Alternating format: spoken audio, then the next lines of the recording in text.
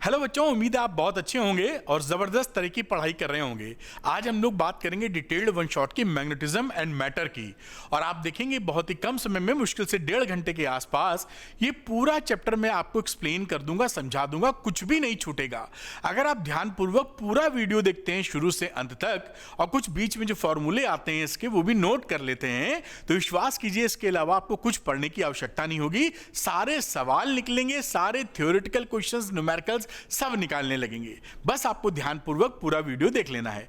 चलिए स्टार्ट कर लेते हैं। और अच्छा, ये जो पहले के वीडियो देखने चाहते हैं, इसके पहले के चैप्टर्स के, वो भी आपको मिल जाएंगे। उसका लिंक डिस्क्रिप्शन में मिलेगा, क्लिक करके देख लीजिए। सब के सब स्मार्ट वन शॉट हैं क्योंकि बहुत कम समय में सारी चीज डिलीवर की गई है।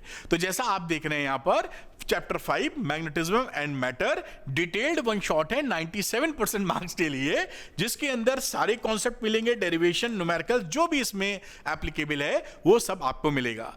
कई बच्चों का क्या रहता है, वो ये पूछते हैं कि सर इनका पीडीएफ मैं कहां से लूं। बहुत बार कमेंट आते हैं, तो ध्यान रखिए पीडीएफ इसका लेने के लिए आप कर लीजिए अरविंद एकेडमी ऐप को डाउनलोड और उसके स्टोर सेक्शन में चले जाइए। यहां पर फ्री पीडीएफ का कोर्स दिखेगा जिसका मैंने प्राइस लाखों में कर दिया है, जिससे कोई गलती से बच्चा इसको खरीद ना ले। और इसके अंदर जो भी पीडीएफ है सब ओपन है, मतलब उसको क्लिक करोगे तो डाउनलोड हो जाएंगे पीडीएफ। उसके लिए फिर आराम से इसमें पढ़ाई कर सकते हो, नोट्स बना सकते हो, जो मन चाहे वो कर सकते हो। तो simple is that. Free PDF लेने के लिए अरविंद एकेडमी ऐप डाउनलोड करो, स्टोर सेक्शन में जाओ, फ्री पीडीएफ वाले कोर्स में आपको सारी पीडीएफ ओपन मिलेगी, वहां से डाउनलोड कर लीजिए। आगे की बात करें अगर हम लोग, तो यहां पर देखिए आपको अपडेट्स के लिए अरविंद एकेडमी टेलीग्राम चैनल को आप ज्वाइन कर सकते हैं। यहां पर आपको सारे अपडेट्स मिलेंगे कि फ्यूचर में क्या चीजें आ रही हैं, क्या चेंजेस हो रहे हैं। मैं आपसे डायरेक्टली कनेक्टेड रहूंगा, तो Arvind academy Telegram channel join कर सकते हैं। उसका लिंक मिलेगा डिस्क्रिप्शन के आपके अंदर। और इसके बाद की बात करें, ये जिन बच्चों को थोड़ा डाउट होता है, उनको समझ में नहीं आता क्या पढ़ना जरूरी है, क्या नहीं पढ़ना जरूरी है, बैकलॉग हो गया है, फिजिक्स टफ लग रही है, न्यूमेरिकल निकल नहीं रहे हैं, डेरिवेशन समझ नहीं आ रहे हैं, स्कूल में जो पढ़ाई चल रही है कुछ का कुछ हो जा रहा है, पल्ले नहीं पड़ रहा है, तो आप मेरे साथ जुड़ जाइए द्रोणा 2.0 में। द्रोणा 2.0 में क्या फायदा है कि लाइव क्लासेस तो आपके साथ होंगी, जहां पर मैं सारे डाउट्स आपके क्लियर कर दूंगा। एकदम आसान भाषा में फिजिक्स आप मुझसे सीखेंगे। साथ में एनसीईआरटी एक्सरसाइज के एक एक सवाल का वीडियो सॉल्यूशन आपको मिलेगा। और ये नॉर्मल वीडियो सॉल्यूशन नहीं है, ये जबरदस्त एक्सप्लेनेशन के साथ है। जीरो टू हीरो, कुछ नहीं आता है तो भी देखेंगे तो सीख जाएंगे। और एनसीईआरटी एक्सरसाइज के अलावा एनसीईआरटी एग्जाम्पल्स, इनका भी एक एक एग्जाम्पल का आपको भरपूर सुपर एक्सप्लेनेशन के साथ सॉल्यूशन मिलने वाला है। यही नहीं, इसके साथ एक वर्कशीट भी मिलेगी चैप्टर वाइज, जो कि पिछले 10 सालों के प्रीवियस ईयर क्वेश्चन पर बेस्ड है, सॉल्व्ड। तो आपको पूरा एक पैकेज मिलेगा जिससे आप अपने को बहुत आसान तरीके से फिजिक्स सीख के बहुत बढ़िया नंबर ला सकते हैं। तो जो बच्चे चाहते हैं द्रोणा में एनरोल करने के लिए, वो अरविंद एकेडमी ऐप को यहां पर डाउनलोड कर लीजिए। और यहां पर डाउनलोड करने के बाद स्टोर सेक्शन में जाइएगा और वहां पर द्रोणा बैच में एनरोल करके मेरे साथ पढ़ाई शुरू कर लीजिए। अब चलिए पढ़ाई की बात करते हैं, यानी जिस वजह से ये वीडियो बन रहा है, करते हैं स्टार्ट। तो देखिए क्या है कि मैग्नेट्स एंड मैग्नेटिज्म, जो मैग्नेट होता है उसके पास होती है attractive and directive property. Attractive का मतलब वो निकेल, कोबाल्ट, आयरन जैसे पीसेस को अट्रैक्ट करता है। आयरन है, निकेल है, कोबाल्ट है, इनको वो अट्रैक्ट कर लेता है। डायरेक्टिव प्रॉपर्टी का मतलब है कि अगर फ्री कर दिया जाए उसको लटकाकर, तो हमेशा नॉर्थ साउथ डायरेक्शन में रुकता है। क्या? मैग्नेट्स। ठीक है। दूसरी बात, ये जो मैग्नेट की अट्रैक्ट करने की प्रॉपर्टी होती है, इसे ही आप बोलते हैं मैग्नेटिज्म। तो ये मैग्नेट्स एंड मैग्नेटिज्म की चर्चा हो गई कि मैग्नेट्स कौन से हैं भाई, जो अट्रैक्टिव एंड डायरेक्टिव प्रॉपर्टी रखते हैं। अट्रैक्शन में आयरन, निकेल, कोबाल्ट को वो अट्रैक्ट करेगा, नॉर्थ साउथ डायरेक्शन में रुकेगा, और उसकी अट्रैक्ट करने की जो प्रॉपर्टी है उसे ही आप बोलते हैं मैग्नेटिज्म। एक कदम और आगे हम लोग बढ़ाते हैं बेटा, और बेसिक प्रॉपर्टी ऑफ मैग्नेट्स पे आते हैं कि जो मैग्नेट्स होते हैं उनकी बेसिक प्रॉपर्टी क्या है। तो सबसे पहली प्रॉपर्टी क्या है? अट्रैक्शन की प्रॉपर्टी है। तो अट्रैक्टिव प्रॉपर्टी है, अट्रैक्ट करता है आयरन, कोबाल्ट, निकेल वगैरह को। और यहां पर जैसे लिखा है कि जो मैग्नेट के एंड होते हैं, the ends of the magnets, वो ग्रेटेस्ट अट्रैक्शन शो करते हैं। अगर हम आयरन फिलिंग्स यानी आयरन के बुरादे में हम इसको रख दें तो सबसे ज्यादा बुरादा आपको इन एंड पॉइंट्स के ऊपर ही लगा दिखेगा। कहने का ये तात्पर्य मतलब है कि जो मैग्नेट के एंड पॉइंट्स होते हैं सबसे तगड़ा अट्रैक्शन वो शो करते हैं, और इन्हीं किनारों को हम बोलते हैं पोल्स। और इसीलिए every magnet has two poles, दो पोल होते हैं मैग्नेट के पास में। तो दो पोल होंगे हमेशा, मोनोपोल एग्जिस्ट नहीं करता है। एक कदम और आगे बढ़ाते हैं, सेकंड प्रॉपर्टी होती है डायरेक्टिव प्रॉपर्टी। जैसा मैंने आपको बताया कि जो मैग्नेट होता है उसको अगर सस्पेंड करके लटकाकर छोड़ दें तो हमेशा नॉर्थ एंड साउथ डायरेक्शन में, देखिए यहां पर ये रुकने वाला है, हमेशा इसी डायरेक्शन में रुकेगा। इसे आप बोलते हैं डायरेक्टिव प्रॉपर्टी। अगली प्रॉपर्टी मैग्नेट की देखते हैं हम लोग, लाइक पोल्स, यानी जो एक जैसे पोल हैं, नॉर्थ नॉर्थ या साउथ साउथ, वो रिपल्शन शो करते हैं। ये देखिए नॉर्थ के पास में नॉर्थ लाओगे तो भागेगा नॉर्थ, और अनलाइक पोल्स जो हैं, जैसे ये नॉर्थ है और ये साउथ है, तो ये क्या शो करेंगे, कैसे, ये अट्रैक्शन शो करते हैं। मैं यहां पर इस पेन को थोड़ा सा लाइट कर लेता हूं, जैसे थोड़ा सा और बेहतर दिखे। नॉर्थ साउथ, ये तो यानी लाइक पोल्स क्या रहे, लाइक पोल्स में आ गया रिपल्शन, अनलाइक में आ गया अट्रैक्शन। ये मैग्नेट्स की प्रॉपर्टी आप पढ़ रहे हैं। एक कदम और आगे बढ़ाते हैं, मैग्नेटिक पोल्स जो होते हैं हमेशा पेयर में एग्जिस्ट करते हैं। अगर आप एक मैग्नेट को ले लीजिए ना, ये देखिए मैग्नेट है, यहां नॉर्थ है यहां साउथ है, अगर आप काट देंगे इसको, काटने के बाद भी ये जो दो टुकड़े इसके आपको मिले, ये सिंगल मोनोपोल नहीं मिलेगा। ये नॉर्थ है तो ये साउथ बन जाएगा, ये साउथ था तो ये नॉर्थ बन जाएगा।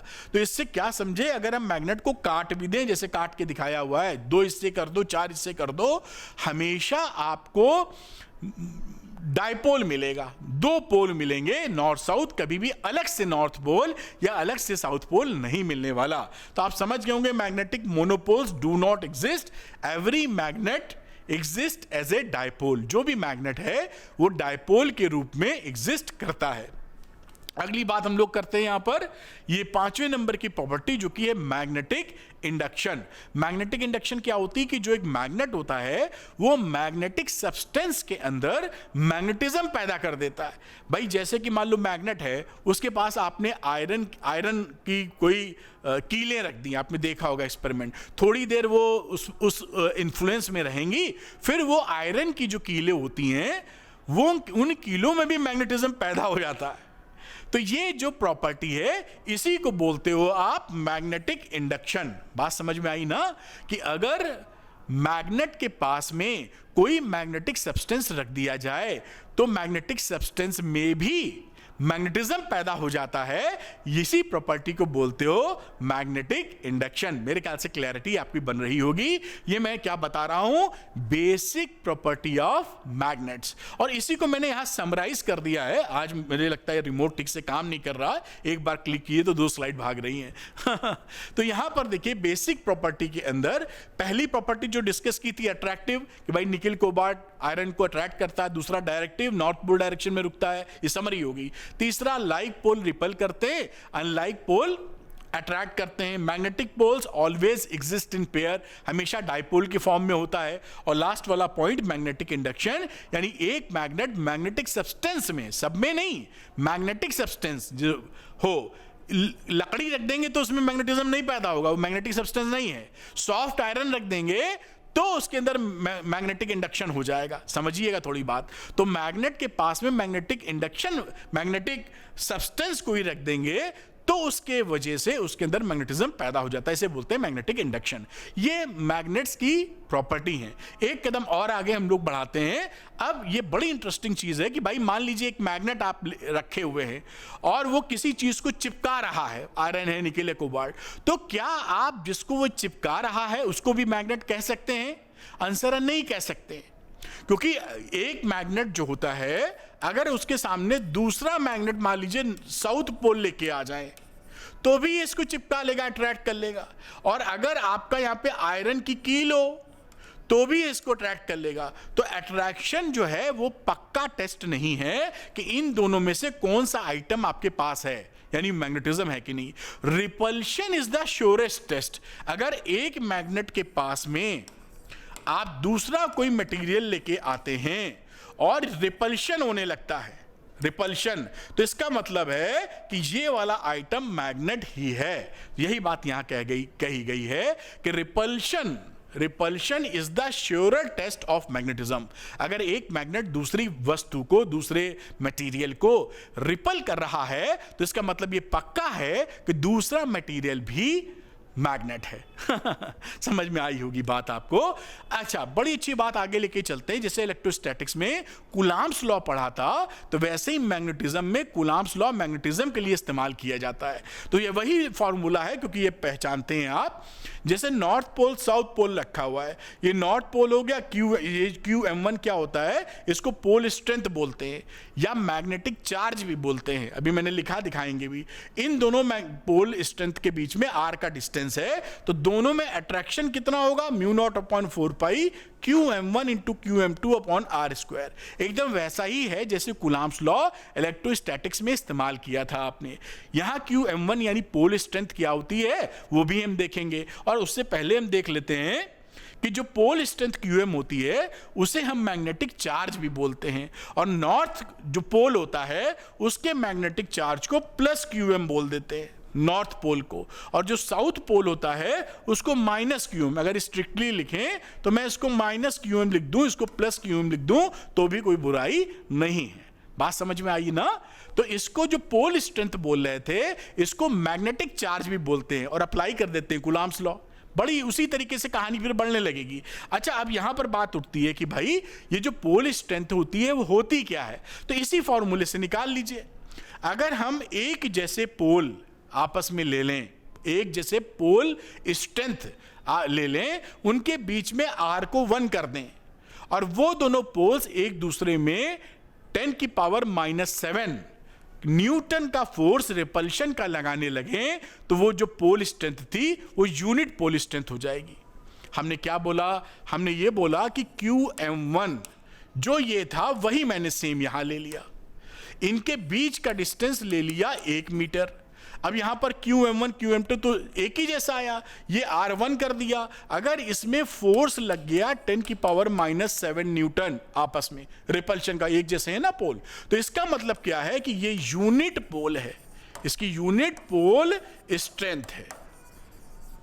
ये मैंने लिखा हुआ है यहां पर डेफिनेशन के रूप में कि भाई अगर पूछ ली जाए पोल स्ट्रेंथ डिफाइन कीजिए, तो वो भी डिफाइन कर देना। आप कोई चीज चूकेंगे नहीं, आप सब कुछ क्लैरिटी मिलती चली जाएगी। और इसका PDF अगर डाउनलोड करना है तो जैसे मैंने आपको बताया कि इस लेक्चर के शुरू में 1 मिनट के अंदर मैंने बताया है कि इसका PDF कैसे डाउनलोड कर सकते हैं। सुन लीजिए, डाउनलोड कर लीजिए, आपका ही फायदा है इसमें। खैर, एक कदम और आगे बढ़ाते हैं। ये हो गया कूलॉम्स लॉ फॉर मैग्नेटिज्म। अब आगे अब देखिए क्या है, magnetic dipole and magnetic dipole moment. अब आपको जैसा पता है कि जो मैग्नेट होता है हमेशा डायपोल के फॉर्म में ही एग्जिस्ट करता है। नॉर्थ साउथ दोनों होते हैं, ऐसा नहीं होता कि मोनोपोल हो जाए कि नॉर्थ नॉर्थ अलग मिल जाए, साउथ साउथ अलग मिल जाए। उस दशा में magnetic dipole just like electric dipole, आपने इलेक्ट्रिक डायपोल पढ़ा था ना पहले चैप्टर में, तो उसका जो इलेक्ट्रिक डायपोल का जो डायपोल मोमेंट होता था उसी तरीके से मैग्नेटिक डायपोल मोमेंट डिफाइन कर दिया गया है। मतलब ये साउथ है, ये नॉर्थ है, बीच का डिस्टेंस 12 है, तो जो मैग्नेटिक डायपोल मोमेंट होता है वो M हो जाएगा QM पोल स्ट्रेंथ इंटू 12 का मतलब बीच का सेपरेशन। बात समझ, ये हो गई डायपोल मोमेंट। डायपोल मोमेंट एक वेक्टर क्वांटिटी होती है और इसका डायरेक्शन होता है साउथ से नॉर्थ। तो M अगर यहां पे लिख रहे हो तो M का डायरेक्शन किधर है बेटा, साउथ से नॉर्थ की तरफ, ये देख पा रहे हो। और ये M की वैल्यू क्या हो जाएगी, वेक्टोरियली लिखो तो QM इंटू 2L। ये मैग्नेटिक डायपोल मोमेंट है। बात समझ में आती है। वैसे ही फॉर्मेट चल रहा है और फिजिक्स की भाषा में एनालॉगस है, अनुरूप है उसी के जो चैप्टर नंबर 1 में आपने पढ़ा था इलेक्ट्रोस्टैटिक्स में।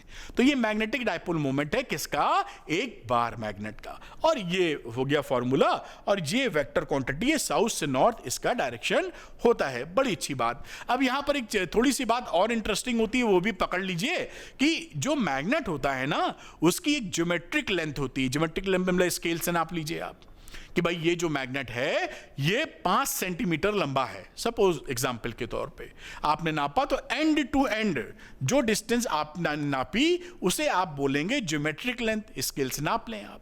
लेकिन जो इसके पोल होते हैं वो थोड़े एंड से अंदर होते हैं, ये एंड से नॉर्थ पोल अंदर है, थोड़ा साउथ पोल एंड से थोड़ा अंदर है, तो नॉर्थ से साउथ तक की जो दूरी है उसे आप बोलते हैं मैग्नेटिक लेंथ। समझे? नॉर्थ पोल और साउथ पोल के बीच का जो डिस्टेंस है उसे बोलेंगे मैग्नेटिक लेंथ। ये जो मैग्नेटिक लेंथ होती है, जैसा आपको दिखाई पड़ रहा है, ज्योमेट्रिक लेंथ से छोटी होती है। कितनी होती है? Approximate magnetic length is equal to 0.84 into geometric length, यानी 84% ऑफ ज्योमेट्रिक लेंथ आप कह सकते हैं। 84% 84% ज्योमेट्रिक लेंथ का ले लीजिए तो आपको मैग्नेटिक लेंथ मिलेगी। तो ये बात भी हमें यहां पर क्लियर होती है। अब आगे बात करते हैं मैग्नेटिक फील्ड लाइंस। ये भी बड़ा इंपॉर्टेंट कॉन्सेप्ट है, आपने पढ़ रखा है, थोड़ा मैं रिवाइज बढ़िया से कराता हूं, मजा आ जाएगा आपको। देखिए ये जो कॉन्सेप्ट था ये माइकल फेराडे ने दिया था, आप भूल चुके होंगे शायद। और ये जो कॉन्सेप्ट है ना वो इमेजिनरी कॉन्सेप्ट है, असल में मैग्नेटिक फील्ड लाइंस नहीं होती हैं, लेकिन ये विजुअल रिप्रेजेंटेशन कराने का एक तरीका था माइकल फेराडे से, जिसकी वजह से उन्होंने कई कॉम्प्लेक्स फिनोमिना इलेक्ट्रोमैग्नेटिज्म के बहुत सरलता से एक्सप्लेन कर दिए। इसलिए ये काम का कॉन्सेप्ट समझा गया और इसको एक्सेप्ट कर लिया गया। समझे आप? चलिए शुरू करते हैं इसकी कहानी। अब ये जो मैग्नेटिक फील्ड लाइंस होती हैं इसको दो तरह से डिफाइन करते हैं। एक तो हम डिफाइन करते हैं कि जो मैग्नेटिक लाइन ऑफ फोर्स है या magnetic field lines, magnetic line of force या मैग्नेटिक फील्ड लाइन एक ही बात है, जो होती है वो डिफाइंड होती है एक ऐसे कर्व के रूप में कि किसी पॉइंट पर अगर मैग्नेटिक फील्ड निकालना है तो टेंजेंट ड्रॉ कर दीजिए, आपको मैग्नेटिक फील्ड मिल जाएगी। कहने का क्या मतलब है? देखिए फिगर यहां बनी हुई है कि ये मान लीजिए कर्व है मैग्नेटिक फील्ड लाइन, इसके इस P पॉइंट पर हम ये चाहते थे कि मैग्नेटिक फील्ड का डायरेक्शन पता करें, तो हमने यहां पर इसको टेंजेंट खींच दी and this is the direction of magnetic field. तो ये जो कर्व है यही मैग्नेटिक फील्ड लाइन है, मैग्नेटिक फील्ड लाइन। बात समझ में आपको आई होगी। एक तो ये तरीका एक्सप्लेन करने का, दूसरा एक डेफिनेशन और है जहां ये कहा जाता है कि अगर हम यूनिट नॉर्थ पोल को छोड़ दें, फ्री टू मूव हो, तो जो वो पाथ फॉलो करता है उस पाथ को हम बोलते हैं मैग्नेटिक फील्ड लाइन। तो दो भी पसंद आए, मैंने दोनों बातें आपको समझा दी जो किताबों में लिखी रहती हैं। ठीक है, अब चलते हैं इसकी प्रॉपर्टी के तौर पर कि भाई इस properties of line of force या मैग्नेटिक लाइन ऑफ फोर्स या मैग्नेटिक फील्ड लाइंस की प्रॉपर्टीज क्या होती हैं। तो सबसे पहली प्रॉपर्टी होती है कि ये क्लोज कर्व्स बनाती हैं। क्लोज कर्व्स का मतलब क्या है? ना कहीं से शुरू होंगी ना कहीं खत्म होंगी। एक्चुअली ये नॉर्थ पोल से स्टार्ट होती हैं और घूमकर साउथ पोल तक आती हैं, खत्म नहीं होती, फिर साउथ से नॉर्थ मैग्नेट के अंदर जाती हैं। तो आप देखिए तो ये पूरा क्लोज लूप है। इलेक्ट्रिक फील्ड लाइंस ऐसी नहीं होती थी।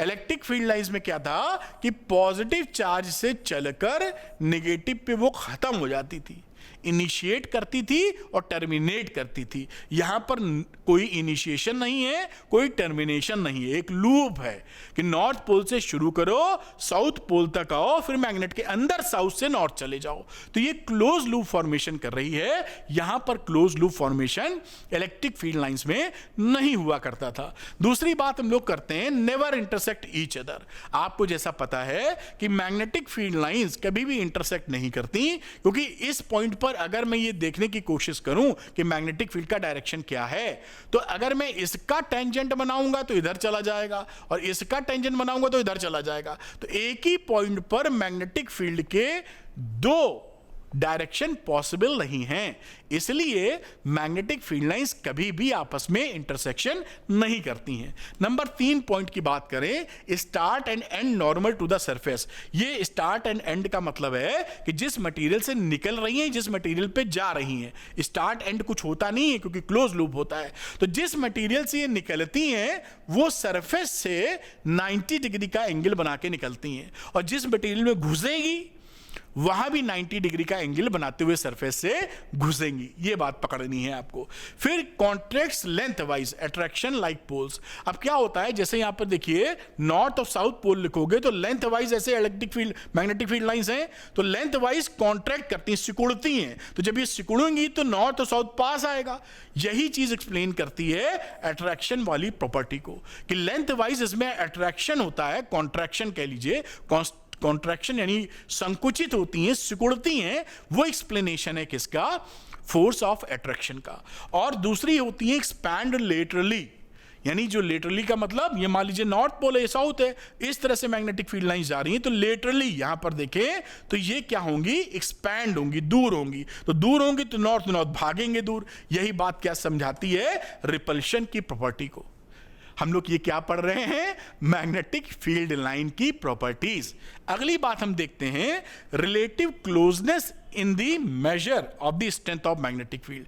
जहां मैग्नेटिक फील्ड लाइंस पास पास होती हैं, पास पास, वहां पर बी की वैल्यू ज्यादा होती है, और जहां पर दूर दूर होती हैं वहां पर मैग्नेटिक फील्ड की वैल्यू कम होती है। तो क्लोजनेस जो है, relative closeness magnetic field lines का शो करता है कि मैग्नेटिक स्ट्रेंथ ज्यादा है, और जहां पर अलग दूर दूर है, रेयरर है, वहां मैग्नेटिक स्ट्रेंथ कम है। ये बात यहां पर 6 नंबर में है। 7वें नंबर में at poles magnetic strength is maximum. ये जो पोल्स होते हैं, साउथ पोल या नॉर्थ पोल, इन पे मैग्नेटिक स्ट्रेंथ सबसे ज्यादा होती है। तो ये देखिए एक ही स्लाइड में सारी चीज मैंने डायग्राम से व्यवस्थित कर दी। तो ये properties of magnetic field lines है जो आपके काम आने वाली। मेरे ख्याल से बात पकड़ पाए होंगे आप। मैं हट नहीं रहा हूं आपको स्क्रीनशॉट लेने के लिए, क्योंकि इसका पीडीएफ आप ले ही सकते हैं। कैसे ले सकते हैं पीडीएफ फ्री में? वो आप इस लेक्चर के शुरू में 1 मिनट मैंने बताया है, आप देख लीजिए और फ्री में डाउनलोड कर लीजिए इसका पीडीएफ। चलिए एक कदम और आगे चलते हैं। Magnetic field of a bar magnet at an axial point. अब देखिए यहां पर जो आपका कोर्स है ना, उस कोर्स के हिसाब से इसका डेरिवेशन कोर्स में नहीं है, लेकिन फॉर्मूला कोर्स में है। जैसे आपने इलेक्ट्रोस्टैटिक्स में चैप्टर नंबर 1 में एक डायपोल का एक्सियल पॉइंट पर इलेक्ट्रिक फील्ड निकालते थे, इक्वेटोरियल पॉइंट पर इलेक्ट्रिक फील्ड निकालते थे, ऐसे ही बार मैग्नेट के लिए, क्योंकि बार मैग्नेट भी तो मैग्नेटिक डायपोल है, उसके लिए भी एक्सियल और इक्वेटोरियल पॉइंट पर मैग्नेटिक फील्ड निकालेंगे। लेकिन हम लोग डेराइव नहीं करेंगे, यहां वो कोर्स में नहीं है, केवल फॉर्मूला सीख लेना है। तो यहां पर जैसे आपने देखा कि एक मैग्नेट है और इससे इसके सेंटर पॉइंट से, मिड पॉइंट से आर डिस्टेंस दूर पी पॉइंट पर कोई मैग्नेटिक फील्ड हम निकालना चाहते हैं, जैसा आपको दिखाई पड़ रहा है। इसका लेंथ 2L है, LL जैसे हुआ करता था। तो यहां पर अगर आप देखें, जस्ट लाइक इलेक्ट्रिक डायपोल, जैसे इलेक्ट्रिक डायपोल में समझा था, याद किया था, वैसे ही यहां कहानी कर देनी है। तो देखिए बी एक्सियल क्या हो जाएगा? μ0/4 पाई 2mr/r² माइनस L² का पावर स्क्वायर। ये फॉर्मूला यहां निकलता है। अब हम इसमें स्पेशल केस लेते हैं कि अगर ये r की डिस्टेंस इस L से या 2L से काफी ज्यादा है, तो स्पेशल केस निकलता था जब डायपोल छोटा है या r की वैल्यू L से काफी बड़ी है, तो फॉर्मूला बन जाता था रिड्यूस होके ये B axial is equal to μ0/4 pi 2m/r³। ये वेक्टोरियली लिखा है। b और m का जो डायरेक्शन है वो सेम डायरेक्शन में होता है, ये मैंने मेंशन भी किया, आप भूल ना जाएं। Direction of b and m are same. यहां पर आप देखिए तो यहां पर m का डायरेक्शन क्या है? साउथ से नॉर्थ है ना। यहां पर मैग्नेटिक फील्ड का डायरेक्शन भी क्या मिलेगा? इसी डायरेक्शन में। इसका डायरेक्शन और इसका डायरेक्शन देखिए एक ही है। तो ये बात ध्यान रखिएगा, एक्सियल पोजीशन पर आपका जो m है मैग्नेटिक डायपोल मोमेंट और मैग्नेटिक फील्ड का डायरेक्शन एक ही होता है। ये फॉर्मूला इसका स्पेशल केस है जब छोटा डायपोल हो या r is much greater then L हो। ठीक है, अब इक्वेटोरियल पॉइंट की हम लोग बात करते हैं। आप जानते हैं इक्वेटोरियल पॉइंट, क्योंकि चैप्टर 1 पढ़ ही चुके होंगे, ऐसी पूरी उम्मीद है। अब यहां पर साउथ नॉर्थ है, इसके परपेंडिकुलर बाइसेक्टर पे कोई पॉइंट P है, ये डिस्टेंस R ले ली है, ये LL है, ये आपको पता ही है, ये मैग्नेटिक डायपोल मोमेंट है। यहां पर देखिए फॉर्मूला B इक्वेटोरियल क्या होता है? μ0/4 pi 2mr upon R square plus L square की पावर 3/2।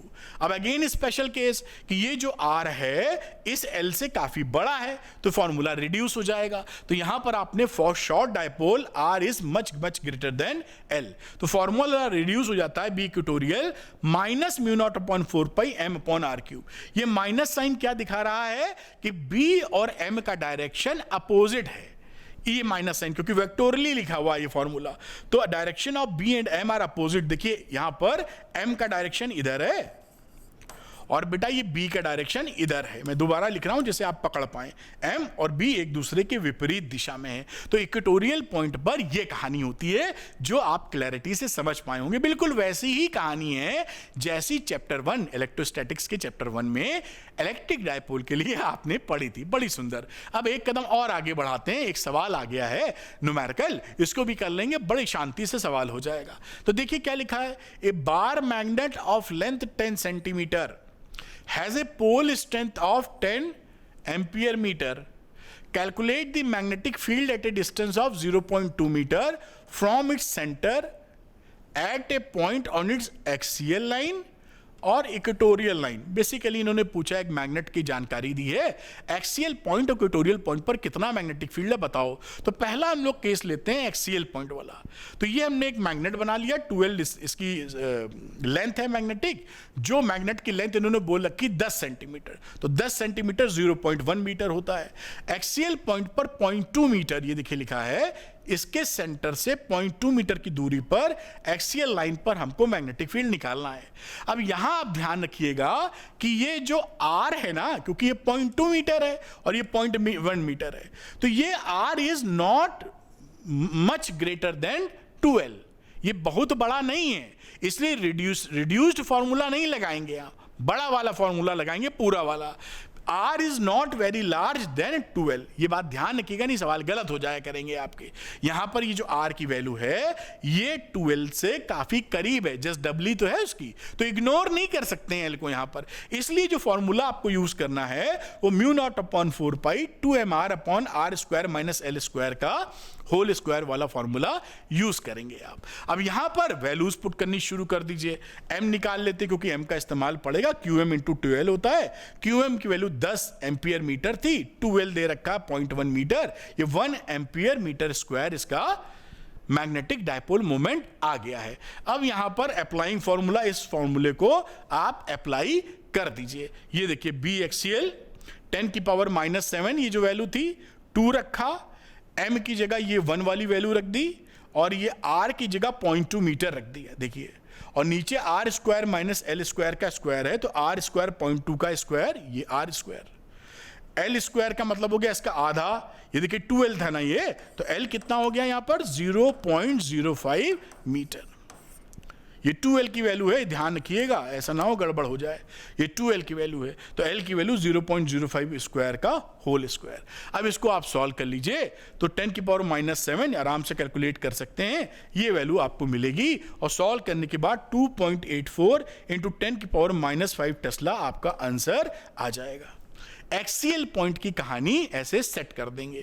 इक्वेटोरियल पॉइंट की कहानी करते हैं तो कुछ नहीं करना, क्योंकि हम समझ चुके हैं यहां भी R काफी पास में है 12, तो इसको बड़ा वाला फॉर्मूला इक्वेटोरियल वाला ही लगाएंगे हम लोग। तो बी इक्वेटोरियल क्या हो गया, mu not upon 4 pi m upon R square plus L square की पावर 3/2। कुछ नहीं करना, फॉर्मूले में वैल्यू रख दो, ये रही म्यू नॉट अपॉन 4 पाई की वैल्यू 10 की पावर -7, m की वैल्यू 1 निकाल रखी थी, ये देखिए, और यहां पर R था 0.2 का स्क्वायर, L था 0.05 का स्क्वायर, 3/2। इसको सॉल्व करेंगे तो 1.14 इंटू 10 की पावर -5 टेस्ला आपका आंसर आ गया। बेसिकली ये फॉर्मूला बेस्ड सवाल था, बस आपको ध्यान ये रखना है कि ये R इसके कंपेरेबल में है, क्योंकि अगर आपने रिड्यूस्ड फॉर्मूला लगा दिया जो आप एक्सियल के लिए लगाते हैं तो ये गलत हो जाएगा आंसर मैच नहीं करेगा। इसलिए जिन बातों पर ध्यान रखना है वो मैं ध्यान दिलवाते चल रहा हूं, तो इसको आप नोट कर लीजिए, मैं हटता हूं, स्क्रीनशॉट ले लीजिए। वैसे भी इसका आप PDF ले सकते हैं, कैसे लेना है मैं बार बार लेक्चर में बताता रहूंगा, इस वीडियो की शुरुआत के 1 मिनट में बताया है, जैसे आप कमेंट करके पूछे ना, जो चीज़ ऑलरेडी बताई है वो आप ध्यान देंगे तो अपने फायदे की बात कर पाएंगे। खैर सवाल हो जाता है, आगे चलते हैं। Torque on a magnetic dipole in a magnetic field. एक मैग्नेटिक फील्ड में अगर आप मैग्नेटिक डायपोल या मैग्नेट को रखे हुए हैं तो वो टॉर्क एक्सपीरियंस करता है। वो टॉर्क की वैल्यू क्या होती है? Tau is equal to M B sine theta, ये तो हो गया मैग्नीट्यूड, और वेक्टर फॉर्म में लिखोगे तो tau is equal to M cross B. B है यहाँ पे यूनिफॉर्म मैग्नेटिक फील्ड, थीटा इनके बीच का एंगल होता है, एम साउथ से नॉर्थ, और एम मैग्नेटिक डायपोल मोमेंट, और बी आपको पता ही है। तो अगर एक मैग्नेट को आप यूनिफॉर्म मैग्नेटिक फील्ड में रखे हो तो वो टॉर्क एक्सपीरियंस करता है, और जो टॉर्क की वैल्यू है वो मैग्नीट्यूड में एम बी साइन थीटा, वैसे वेक्टोरली लिखोगे तो tau is equal to M cross B, आप आसानी से कह सकते हो, बिल्कुल बराबर है। एक कदम और आगे बढ़ाते हैं। यहां देखिए, अगर हमारी थीटा 0 है यानी एम और बी का डायरेक्शन एक ही है तो उस समय टॉर्क आपको 0 मिलेगा, यानी एम और बी का डायरेक्शन एक है तो टॉर्क विल बी 0। और अगर इनके बीच में थीटा 90 डिग्री है तो आपको टॉर्क मैक्सिमम मिलता है, क्योंकि साइन 91 हो जाएगा। कौन सी बड़ी बात है? तो एम और बी एक दूसरे से परपेंडिकुलर हैं तो you will get the maximum torque. ये अक्सर मैक्सिमम टॉर्क कभी कभी पूछते हैं, मैं यहां अगर मेंशन करूं तो इस केस में क्या हो जाएगा मैक्सिमम टॉर्क? केवल एम बी। भाई साइन थीटा तो 1 हो गया ना, क्योंकि theta is equal to 90 degree. बात खत्म। कोई खास बात थोड़ी है। चलिए एक कदम और आगे बढ़ाते हैं, बड़ा important, potential energy of the magnetic dipole in uniform magnetic field. अगर एक मैग्नेटिक यूनिफॉर्म मैग्नेटिक फील्ड में एक मैग्नेट को आप थीटा 1 से थीटा 2 घुमाते हैं, अगर थीटा 1 से थीटा 2 घुमाते हैं तो कितना वर्क डन आप करेंगे और कितना उसमें पोटेंशियल एनर्जी सेव हो जाएगी, इसकी बात की जाए तो work done in rotating theta 1 to theta 2। बात समझ में आई? और यहां पर जो वर्क डन है वो पोटेंशियल एनर्जी में सेव होता है, मैग्नेटिक पोटेंशियल एनर्जी में, जो कि M B cos theta 1 minus cos theta 2 हो जाता है। इस फॉर्मूले को याद रखिएगा। कई किताबों में माइनस बाहर ले लेते हैं और उसको पलट देते हैं, तो कंफ्यूज मत होना। अब यहां मैंने नीचे कुछ लिखा है, वरना मैं लिख देता। कई किताब में यहां माइनस कॉमन ले लेंगे, माइनस एम बी लिखेंगे और cos theta 2 minus cos theta 1 कहेंगे। तो उससे आपको घबराहट नहीं होनी चाहिए, जो चाहो वो याद करो। हमें तो माइनस कम ही दिखे तो अच्छा है, तो M B cos theta 1 minus cos theta 2, या माइनस एम बी तो cos theta 2 minus cos theta 1। बढ़िया। अब यहां पर अगर potential energy of the dipole की बात की जाए तो potential energy of the dipole क्या हो जाती है? Minus M B cos theta या minus M dot B.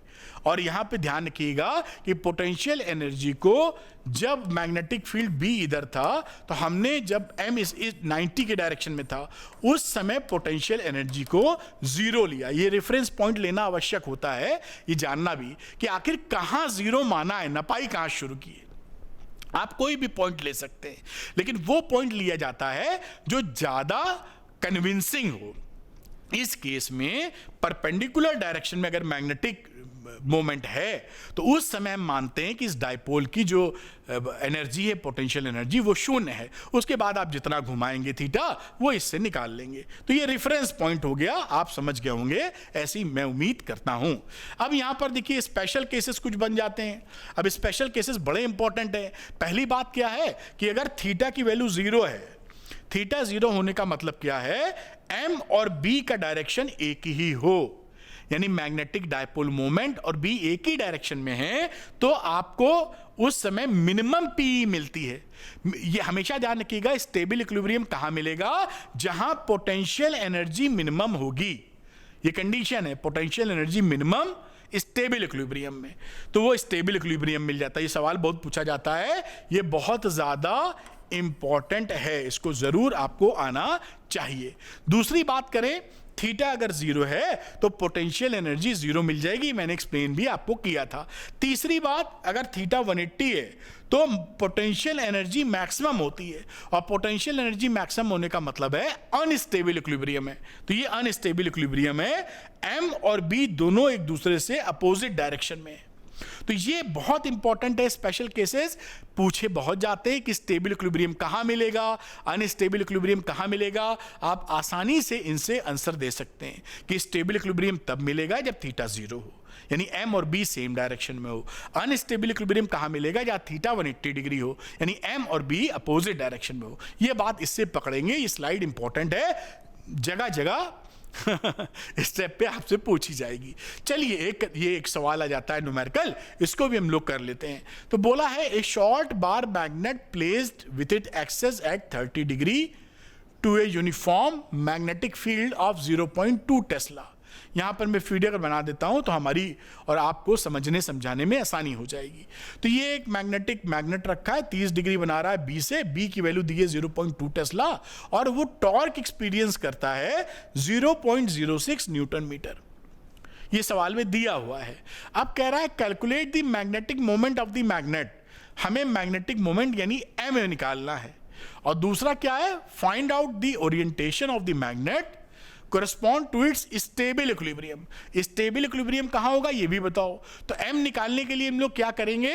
Magnetic moment का ये जो फॉर्मूला टॉर्क का होता है mb sin थीटा, तो ये b की वैल्यू क्या हो जाएगी? Tau upon b sin theta. कौन सी बड़ी बात है? यहां पर वैल्यू रख दो आप। टाउ की वैल्यू हो गई 0.06, b की वैल्यू हो गई 0.2 टेस्ला, sin थीटा यानी sin 30 डिग्री। sin 30 डिग्री कितना होता है? आधा या 0.5। अब यहां पे वैल्यू पुट कर दो 0.06 अपॉन 0.2 इंटू 0.5, कैलकुलेट करोगे 0.6 एम्पियर मीटर स्क्वायर आपका मैग्नेटिक मोमेंट आ गया है। कोई दिक्कत नहीं। अब स्टेबल इक्विलिब्रियम के लिए सेकंड पार्ट की बात कर लेते हैं। तो सेकंड पार्ट में क्या है? P of a magnetic dipole होता है U is equal to minus M B cos theta. ठीक है, ये वैल्यू हमने यहां पर देखी। अब यहां पर आगे बढ़ते हैं। इन स्टेबल इक्विलिब्रियम क्या हो जाएगा? P must be minimum. हम लोगों ने देखा था कि स्टेबल इक्विलिब्रियम में क्या होता है कि हमेशा आपका पोटेंशियल एनर्जी मिनिमम होनी चाहिए। उस समय कॉस थीटा की वैल्यू होनी चाहिए 1, तभी तो माइनस एम बी आएगा। मिनिमम थीटा होनी चाहिए उस समय कितना? 0 डिग्री। इसका मतलब क्या है कि एम और बी का डायरेक्शन सेम हो, या एम is parallel to B for stable equilibrium. ये बात स्टेबल इक्विलिब्रियम के लिए होती है और ये हम लोग समझ भी चुके हैं। इसको भी आप नोट कर सकते हैं, स्क्रीनशॉट लेना चाहें या पॉज करके नोट डाउन करना चाहें। वैसे इसका पीडीएफ आप आराम से ले सकते हैं। कैसे लेना है? अगेन वीडियो के शुरू में 1 मिनट में बताया है, आप देख लीजिएगा तो पीडीएफ आराम से डाउनलोड कर पाएंगे और अपने इस्तेमाल में ला पाएंगे। खैर, एक कदम आगे बढ़ते हैं। Bar magnet as an equivalent solenoid. ये भी टॉपिक आपके कोर्स में है कि जो बार मैग्नेट होता है वो सोलेनॉइड के इक्विवेलेंट कैसे है, ये चर्चा करते हैं हम लोग। तो when I is pass through solenoid, जब किसी सोलेनॉइड से हम करंट को पास करते हैं, some similarities between solenoid and bar magnet are seen. तो कुछ सिमिलरिटी हमें दिखाई पड़ती है बार मैग्नेट और सोलेनॉइड के बीच में। वो सिमिलरिटीज क्या है जो ये सिद्ध करेंगे कि दोनों का बिहेवियर एक जैसा है? पहली वाली बात, always comes to rest in north south direction. जैसे कि bar magnet north south direction में हमेशा रुकता है, ऐसे ही करंट कैरिंग सोलेनॉइड हमेशा नॉर्थ साउथ डायरेक्शन में रुकता है। तो ये दोनों में सिमिलरिटी हो गई। दूसरी बात की जाए, two solenoid shows attraction and repulsion. जैसे कि बार मैग्नेट में नॉर्थ नॉर्थ पास रहोगे तो रिपल्शन होगा, नॉर्थ और साउथ पास लाओगे तो अट्रैक्शन होगा। इसी तरीके से दो सोलेनॉइड को जब हम पास लाते हैं तो कभी अट्रैक्शन मिलता है और कभी हमें रिपल्शन मिलता है। यानी ये वैसा ही बिहेवियर है जैसे बार मैग्नेट में हो रहा है। ये भी समानता की बात है। अगली बात हम देखते हैं, striking resemblance in magnetic field lines. जो मैग्नेटिक फील्ड लाइंस होती हैं बार मैग्नेट की, वैसी ही मैग्नेटिक फील्ड लाइंस किसकी होती हैं? सोलेनॉइड की। तो दोनों की मैग्नेटिक फील्ड लाइंस लगभग एक जैसी हैं।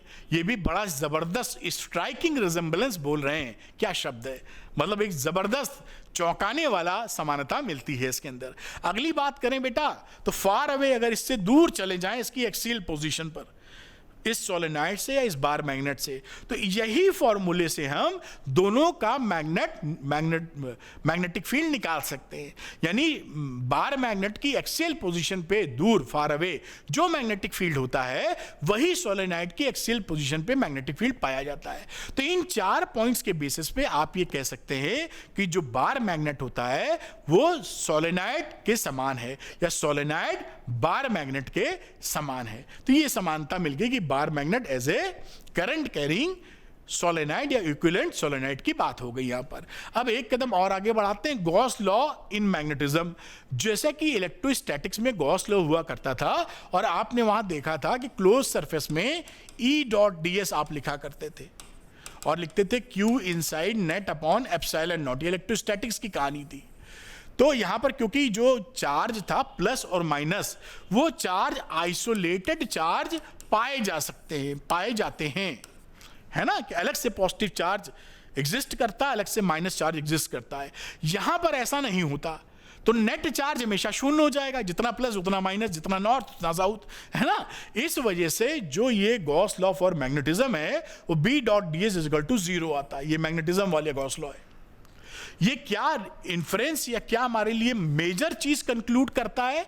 ये कंक्लूड करता है कि मोनोपोल्स डू नॉट एग्जिस्ट, यानी कभी भी केवल नॉर्थ या केवल साउथ अकेला आपको नहीं मिलेगा। यही बात इसके अंदर दिखाई गई कि जितनी भी magnetic field lines, magnetic flux घुस रहा है, उतना ही मैग्नेटिक फ्लक्स बाहर निकलेगा। इसके अंदर ना ये खत्म हो सकता है ना पैदा हो सकता है। तो समझ गए होंगे सिंपल एज दैट कि गॉस लॉ फॉर मैग्नेटिज्म क्या बताता है कि मोनोपोल्स एग्जिस्ट नहीं करते हैं। बड़ी अच्छी बात है बेटा। अब ये जो अब अगले जो 5-6 स्लाइड हैं वहां पर आपके दिमाग पर थोड़ा प्रेशर पड़ेगा। जो इसमें टर्म्स आएंगे वो टर्म्स क्या होते हैं? जो मैग्नेटिक प्रॉपर्टी होती है किसी मटेरियल की, उसको एक्सप्लेन करने के लिए इस टर्मिनोलॉजी का इस्तेमाल किया जाता है। इसलिए ये टर्मिनोलॉजी क्या है एनसीईआरटी के हिसाब से, वो एकदम मैं आपको बता रहा हूं, तो आप इसको नोट करिएगा, वरना आपको उलझन लगेगी। अरे बड़े सारे 4-5 सिंबल्स आ गए, फॉर्मूले आ गए और पचाते नहीं बनेगा। तो शांति से देखिए, ये कोर्स में है और आपको आनी चाहिए। एनसीईआरटी में जो दिया है मैं वही आपको बता रहा हूं कोर्स के मुताबिक। तो यहां लिखा है important terms used to describe magnetic properties of materials.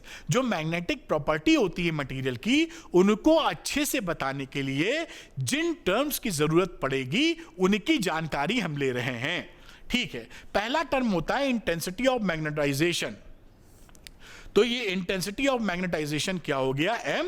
किसी भी मटेरियल के अंदर जितना मैग्नेटिक डायपोल मोमेंट बना उसको आप वॉल्यूम से डिवाइड कर दीजिए, उसके वॉल्यूम से, तो ये बन जाता है अपना क्या?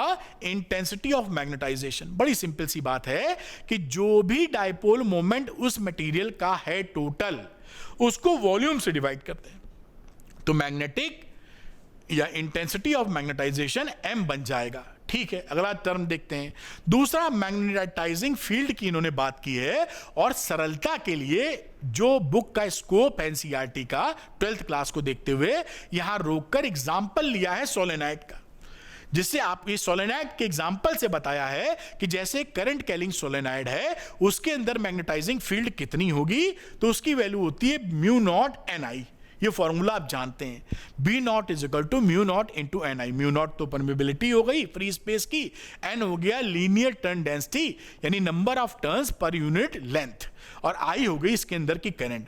अब क्या होता है बेटा कि अगर इस सोलेनॉइड के अंदर मान लीजिए सॉफ्ट आयरन रख दिया आपने, कोई ऐसा मटेरियल रखा जिसका मैग्नेटाइजेशन नॉन जीरो है, यानी मैग्नेटाइजेशन है, वो मैग्नेटिक मटेरियल है, जैसे सॉफ्ट आयरन, अगर आप इसके अंदर रख दोगे तो इस मटेरियल का खुद भी प्रॉपर्टी होता है कि मैग्नेटिक फील्ड में मैग्नेटिज्म खुद जनरेट कर देना।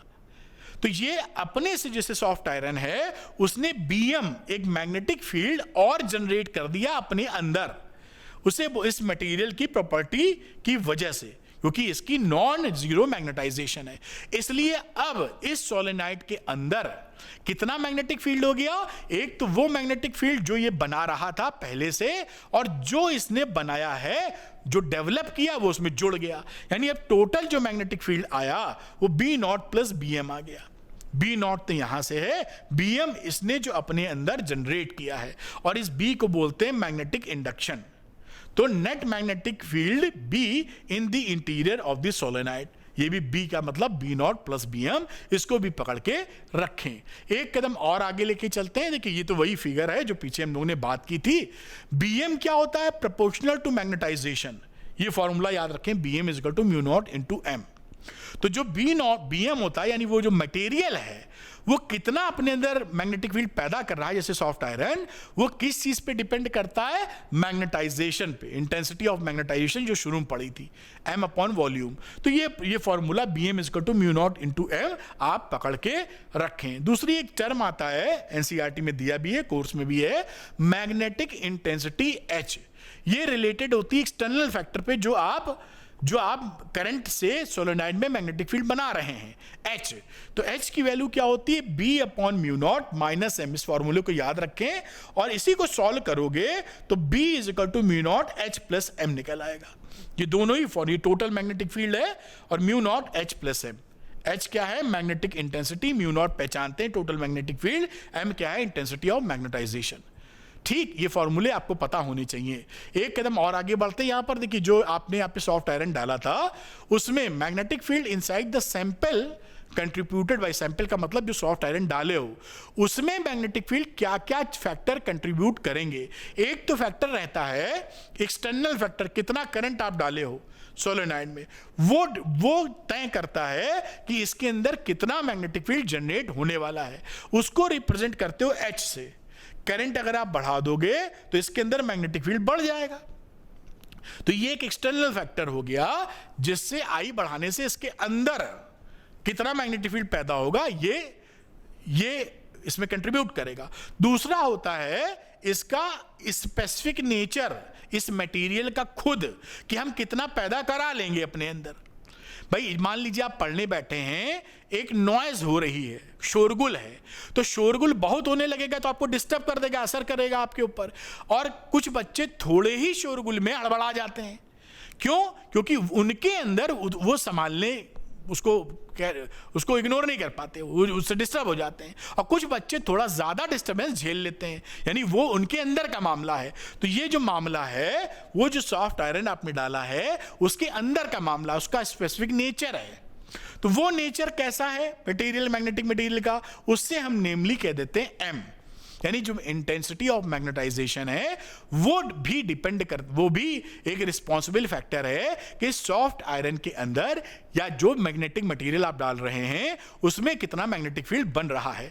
ये जो M होता है, इस M को M can be influenced by external factors. M को हम इफेक्ट डाल सकते हैं M पर, किससे? H से। ये जो H एक्सटर्नल फैक्टर था, बीच में एक रिलेशनशिप होती है साई की, और साई को बोलते हैं मैग्नेटिक सब्स्टिटेबिलिटी। ये एक डायमेंशन लेस क्वांटिटी है, कोई डायमेंशन इसमें नहीं होती। M और H का एक ही डायमेंशन होता है। तो M is equal to psi समझते हैं ना, ये ग्रीक वर्ड साई।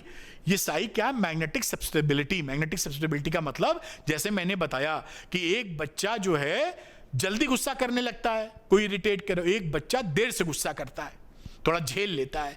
तो सब्स्टिटेबल यानी कितना सेंसिटिव है। किसी ने कान खींचा तो उतने गुस्से में आ गया कि उसने थप्पड़ मार दिया, किसी ने कान खींचा तो मुस्कुरा के उसने कहा मत करो ऐसा, तो वो थोड़ा सा कम सब्स्टिटेबल है। आप समझ पा रहे होंगे मेरी बात, है ना?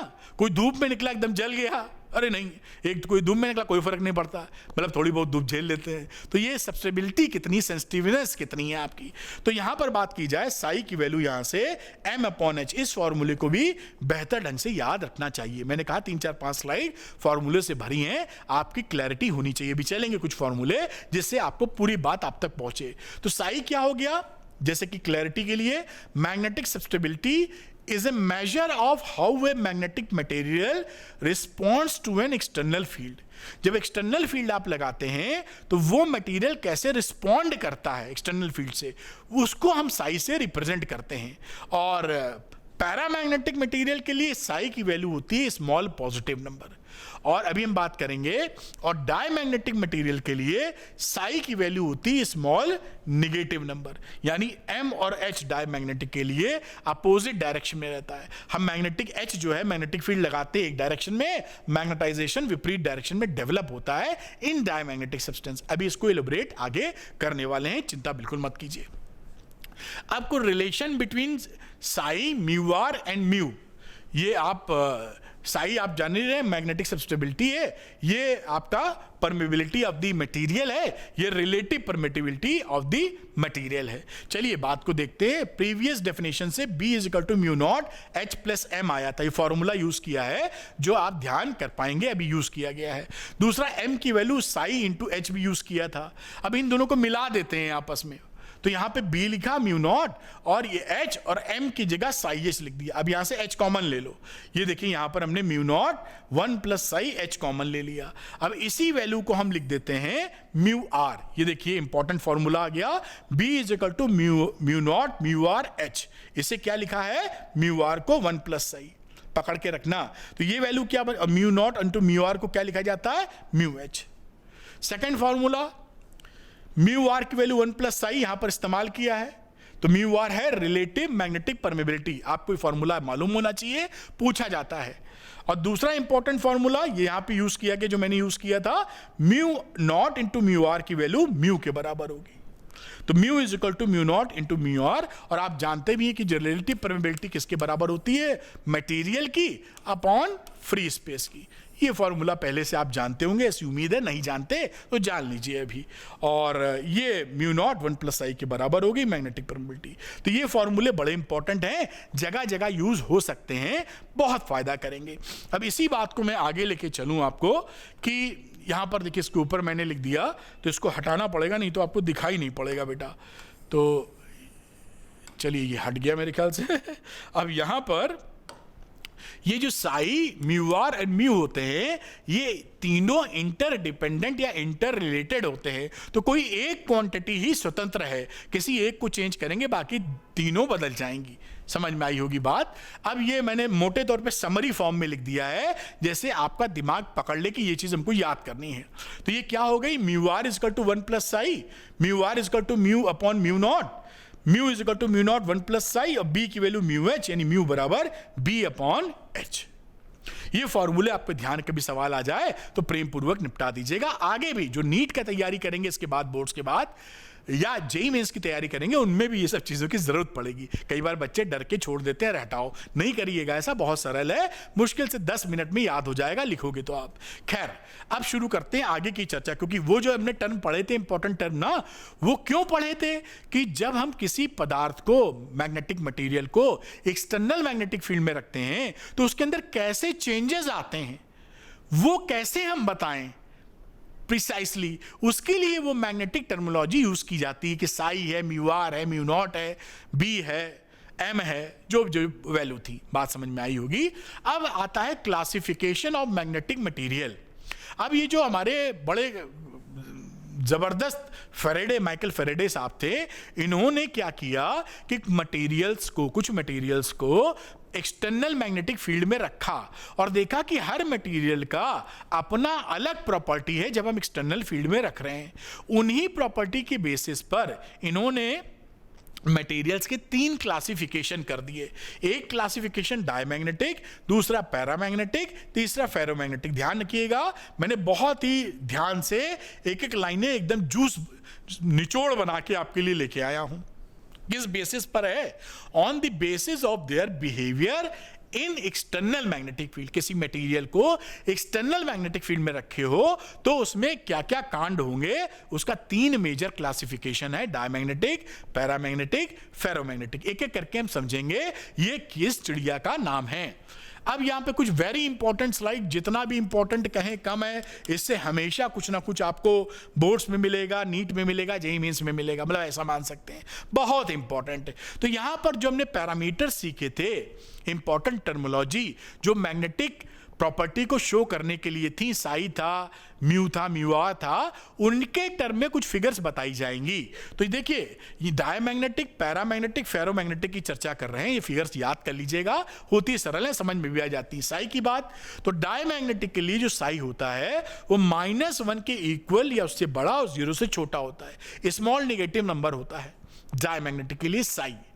दूसरा पैरामैग्नेटिक के लिए स्मॉल पॉजिटिव नंबर, ये एप्सिलॉन क्या है, स्मॉल पॉजिटिव नंबर, लिख नहीं रहा हूं, ये एप्सिलॉन का मतलब है स्मॉल पॉजिटिव नंबर।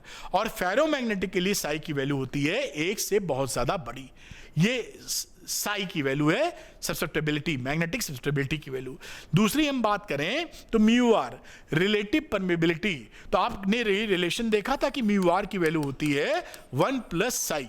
अब इसी से आप इसमें क्या करें, एक जोड़ दीजिए तो म्यू आर मिल जाएगा। तो ये एक जोड़ेंगे तो ये 0 हो जाएगा, ये यहां पर 1 हो जाएगा। तो म्यू आर होता है 0 के बराबर या उससे बड़ा और 1 से कम। ये म्यू आर 1 से थोड़ा सा ही बड़ा पॉजिटिव होगा, 1 से थोड़ा मतलब पॉजिटिव तो है, 1 से थोड़ा ही बड़ा होगा। एप्सिलॉन क्या है, स्मॉल पॉजिटिव नंबर। और यहाँ म्यू आर क्या होता है, इसकी जो कई 1 से बहुत बड़ी होती है, 400, 500, 1000 तक जाती है। तो ये काफी बड़ी वैल्यू फेरोमैग्नेटिज्म के लिए रिलेटिव परमेबिलिटी की मिलती है। और दूसरी बात कि ये जो मटेरियल की परमेबिलिटी है वो फ्री स्पेस से छोटी होती है डायमैग्नेटिक की, पैरा में बड़ी होती है और फेरो में मैग्नेटिक मटेरियल की परमेबिलिटी फ्री स्पेस से बहुत ज्यादा बड़ी होती है। तो this table is extremely important for yourself. आप इसका स्क्रीनशॉट ले सकते हैं, पॉज करके नोट कर सकते हैं, पीडीएफ तो आपको मिल ही जाएगा। फिर रिपीट कर रहा हूं, पीडीएफ कैसे फ्री डाउनलोड करना है इस वीडियो के शुरू में 1 मिनट मैंने बताया है, आप कृपया करके देख लीजिए, तो कमेंट करके नहीं पूछना पड़ेगा आपको, और उसका कहीं भी इस्तेमाल कीजिए पढ़ाई के लिए। खैर आगे चलते हैं हम लोग। अब बात आती है कि डायमैग्नेटिक सब्सटेंस होते क्या हैं, तो मैं इसका फिगर भी बना देता हूं पहले, तब मजा आएगा समझने में। तो क्या होता है कि डायमैग्नेटिक सब्सटेंस वो होते हैं जब एक्सटर्नल मैग्नेटिक फील्ड में रखे जाएं। ये देखिए नॉर्थ साउथ, ये एक्सटर्नल मैग्नेटिक फील्ड है। तो इस मटेरियल के अंदर, डायमैग्नेटिक मटेरियल के अंदर जो मैग्नेटाइजेशन डेवलप होता है इस एक्सटर्नल मैग्नेटिक फील्ड की विपरीत दिशा में डेवलप होता है। कई किताबों में गलत छपा हुआ, कई गाइडों में गलत छपा रहता है, ध्यान रखिएगा। साउथ इधर है, नॉर्थ इधर, मैग्नेटाइजेशन की बात की जा रही है। तो ये मैग्नेटिक फील्ड है इधर, और इसके अंदर का मैग्नेटाइजेशन किधर है। मैंने क्या बनाया है इसमें फिगर, नहीं बनाया है, मैं बनाता हूं। एम कैसे डेवलप हो रहा है इसकी विपरीत दिशा में, ये देखिए साउथ से नॉर्थ। तो पहली बात क्या हुई यहां पर कि इस डायमैग्नेटिक मटेरियल्स के अंदर जो मैग्नेटाइजेशन है वो एक्सटर्नल मैग्नेटिक फील्ड के विपरीत दिशा में डेवलप होता है। जो मैग्नेटिक फील्ड लाइंस हैं, जो इस तरह के जो सब्सटेंस होते हैं, वो मैग्नेट्स उसको फीबली यानी कम, बहुत कम तरीके से रिपल करते हैं। फीबल मतलब बहुत कमजोर या कम, तो रिपल्शन इनका होता है लेकिन कम रिपल्शन होता है। तो feebly repelled by magnetic materials, ये मैग्नेट क्या करेगा, इसको रिपेल करने की कोशिश करेगा। ये जो मटेरियल होते हैं ये आपको स्ट्रॉन्गर मैग्नेटिक फील्ड से वीकर मैग्नेटिक फील्ड में जाना पसंद करते हैं। कौन से मटेरियल, डायमैग्नेटिक सब्सटेंस। ये सारी बातें बड़ी इंपॉर्टेंट हैं और आप इसमें चैंपियन बन जाएंगे थोड़ा भी समझ जाएंगे तो। और यहां पर देखिए 2 मैंने शब्द या एग्जाम्पल्स को रेड कलर से हाईलाइट किया है क्योंकि आपके एग्जामिनेशन में ये 2 एग्जाम्पल बहुत पूछे जाते हैं। कॉपर एंड वाटर, ये डायमैग्नेटिक सब्सटेंस हैं, और क्या होता है डायमैग्नेटिक ये आप जान ही रहे हैं, बाकी इसके अलावा भी हैं लेकिन ये पूछे बहुत जाते हैं इसलिए मैंने लिखा है। बिस्मिथ, बहुत ध्यान से बनाई है स्लाइड्स, एकदम गोल्ड है आपके लिए। Bismuth, copper, lead, zinc, tin, gold, silicon, nitrogen at STP, water, sodium chloride वगैरह, कॉपर एंड वाटर बहुत पूछे जाने वाले टर्मिनोलॉजी हैं। ये डायमैग्नेटिक सब्सटेंस है। एक और जबरदस्त चीज ध्यान रखिएगा कि जो डायमैग्नेटिक सब्सटेंस होते हैं वो इंडिपेंडेंट फ्रॉम टेम्परेचर रहते हैं। ये देखिए 0 है, ये माइनस में है क्योंकि निगेटिव साई होता है ना माइनस में, तो माइनस सब्स्टिट्यूबिलिटी निगेटिव रीजन में है। टेम्परेचर कुछ भी बढ़ा दो, साई की वैल्यू नहीं चेंज हो रही है। तो ये जो डायमैग्नेटिक सब्सटेंस है वो टेम्परेचर पे डिपेंड नहीं करते हैं, इंडिपेंडेंट होते हैं टेम्परेचर से। बहुत इंपॉर्टेंट बात, बहुत ध्यानपूर्वक आपके सामने रख रहा हूं, पकड़ पाए आप। अब दूसरी बात करते हैं पैरामैग्नेटिक सब्सटेंस की। तो पैरामैग्नेटिक सब्सटेंस को भी मैं यहां पर फोटो से समझाऊंगा तो ज्यादा मजा आएगा। जब आप एक पैरामैग्नेटिक सब्सटेंस को रखते हैं तो इसके अंदर जो मैग्नेटाइजेशन होता है वो भी फिबल होता है लेकिन in the direction of magnetic field होता है। ये देखिए इसका मैग्नेटिक फील्ड का डायरेक्शन नॉर्थ से साउथ इस डायरेक्शन में, मैग्नेटाइजेशन देखिए साउथ इधर नॉर्थ इधर, तो मैग्नेटाइजेशन का भी डायरेक्शन इधर ही है। ये दोनों का डायरेक्शन एक है। मैग्नेटाइजेशन की हम बात कर रहे हैं, समझ पाए ना। तो जो पैरामैग्नेटिक सब्सटेंस हैं उनको जब मैग्नेटिक फील्ड में रखोगे, एक्सटर्नल मैग्नेटिक फील्ड में, तो मैग्नेटाइजेशन, फिबल मैग्नेटाइजेशन डेवलप होगा in the direction of magnetic field. दूसरी बात, जो ये चुंबक होते हैं, मैग्नेट्स होते हैं, वो feebly attracted by this material, इन मटेरियल्स को अट्रैक्ट करते हैं। कम अट्रैक्ट करते हैं, लेकिन करते हैं अट्रैक्ट। अगली बात कि ये जो मटेरियल्स होते हैं वो वीकर मैग्नेटिक फील्ड से स्ट्रॉन्गर मैग्नेटिक फील्ड में जाना पसंद करते हैं। वीकर से स्ट्रॉन्गर, जो डायमैग्नेटिक था वो स्ट्रॉन्गर से वीकर जा रहा था, तो ये वीकर से स्ट्रॉन्गर मैग्नेटिक फील्ड में जाना पसंद करते हैं। बहुत इंपॉर्टेंट बात कि पैरामैग्नेटिक जो मटेरियल होते हैं वो डिपेंड करते हैं बेटा टेम्परेचर पर। क्यूरीज लॉ आता है इसके अंदर, वो भी कोर्स में है क्योंकि टेम्परेचर डिपेंडेंसी कोर्स में है, इसलिए क्यूरीज लॉ बताएंगे अभी हम। साइम जो वैल्यू होती है वो inversely proportional to the absolute temperature होती है, तो जैसे जैसे टेम्परेचर बढ़ाएंगे साई की वैल्यू घटती जाएगी। तो आप देख रहे हैं ये डिपेंड करते हैं टेम्परेचर के ऊपर।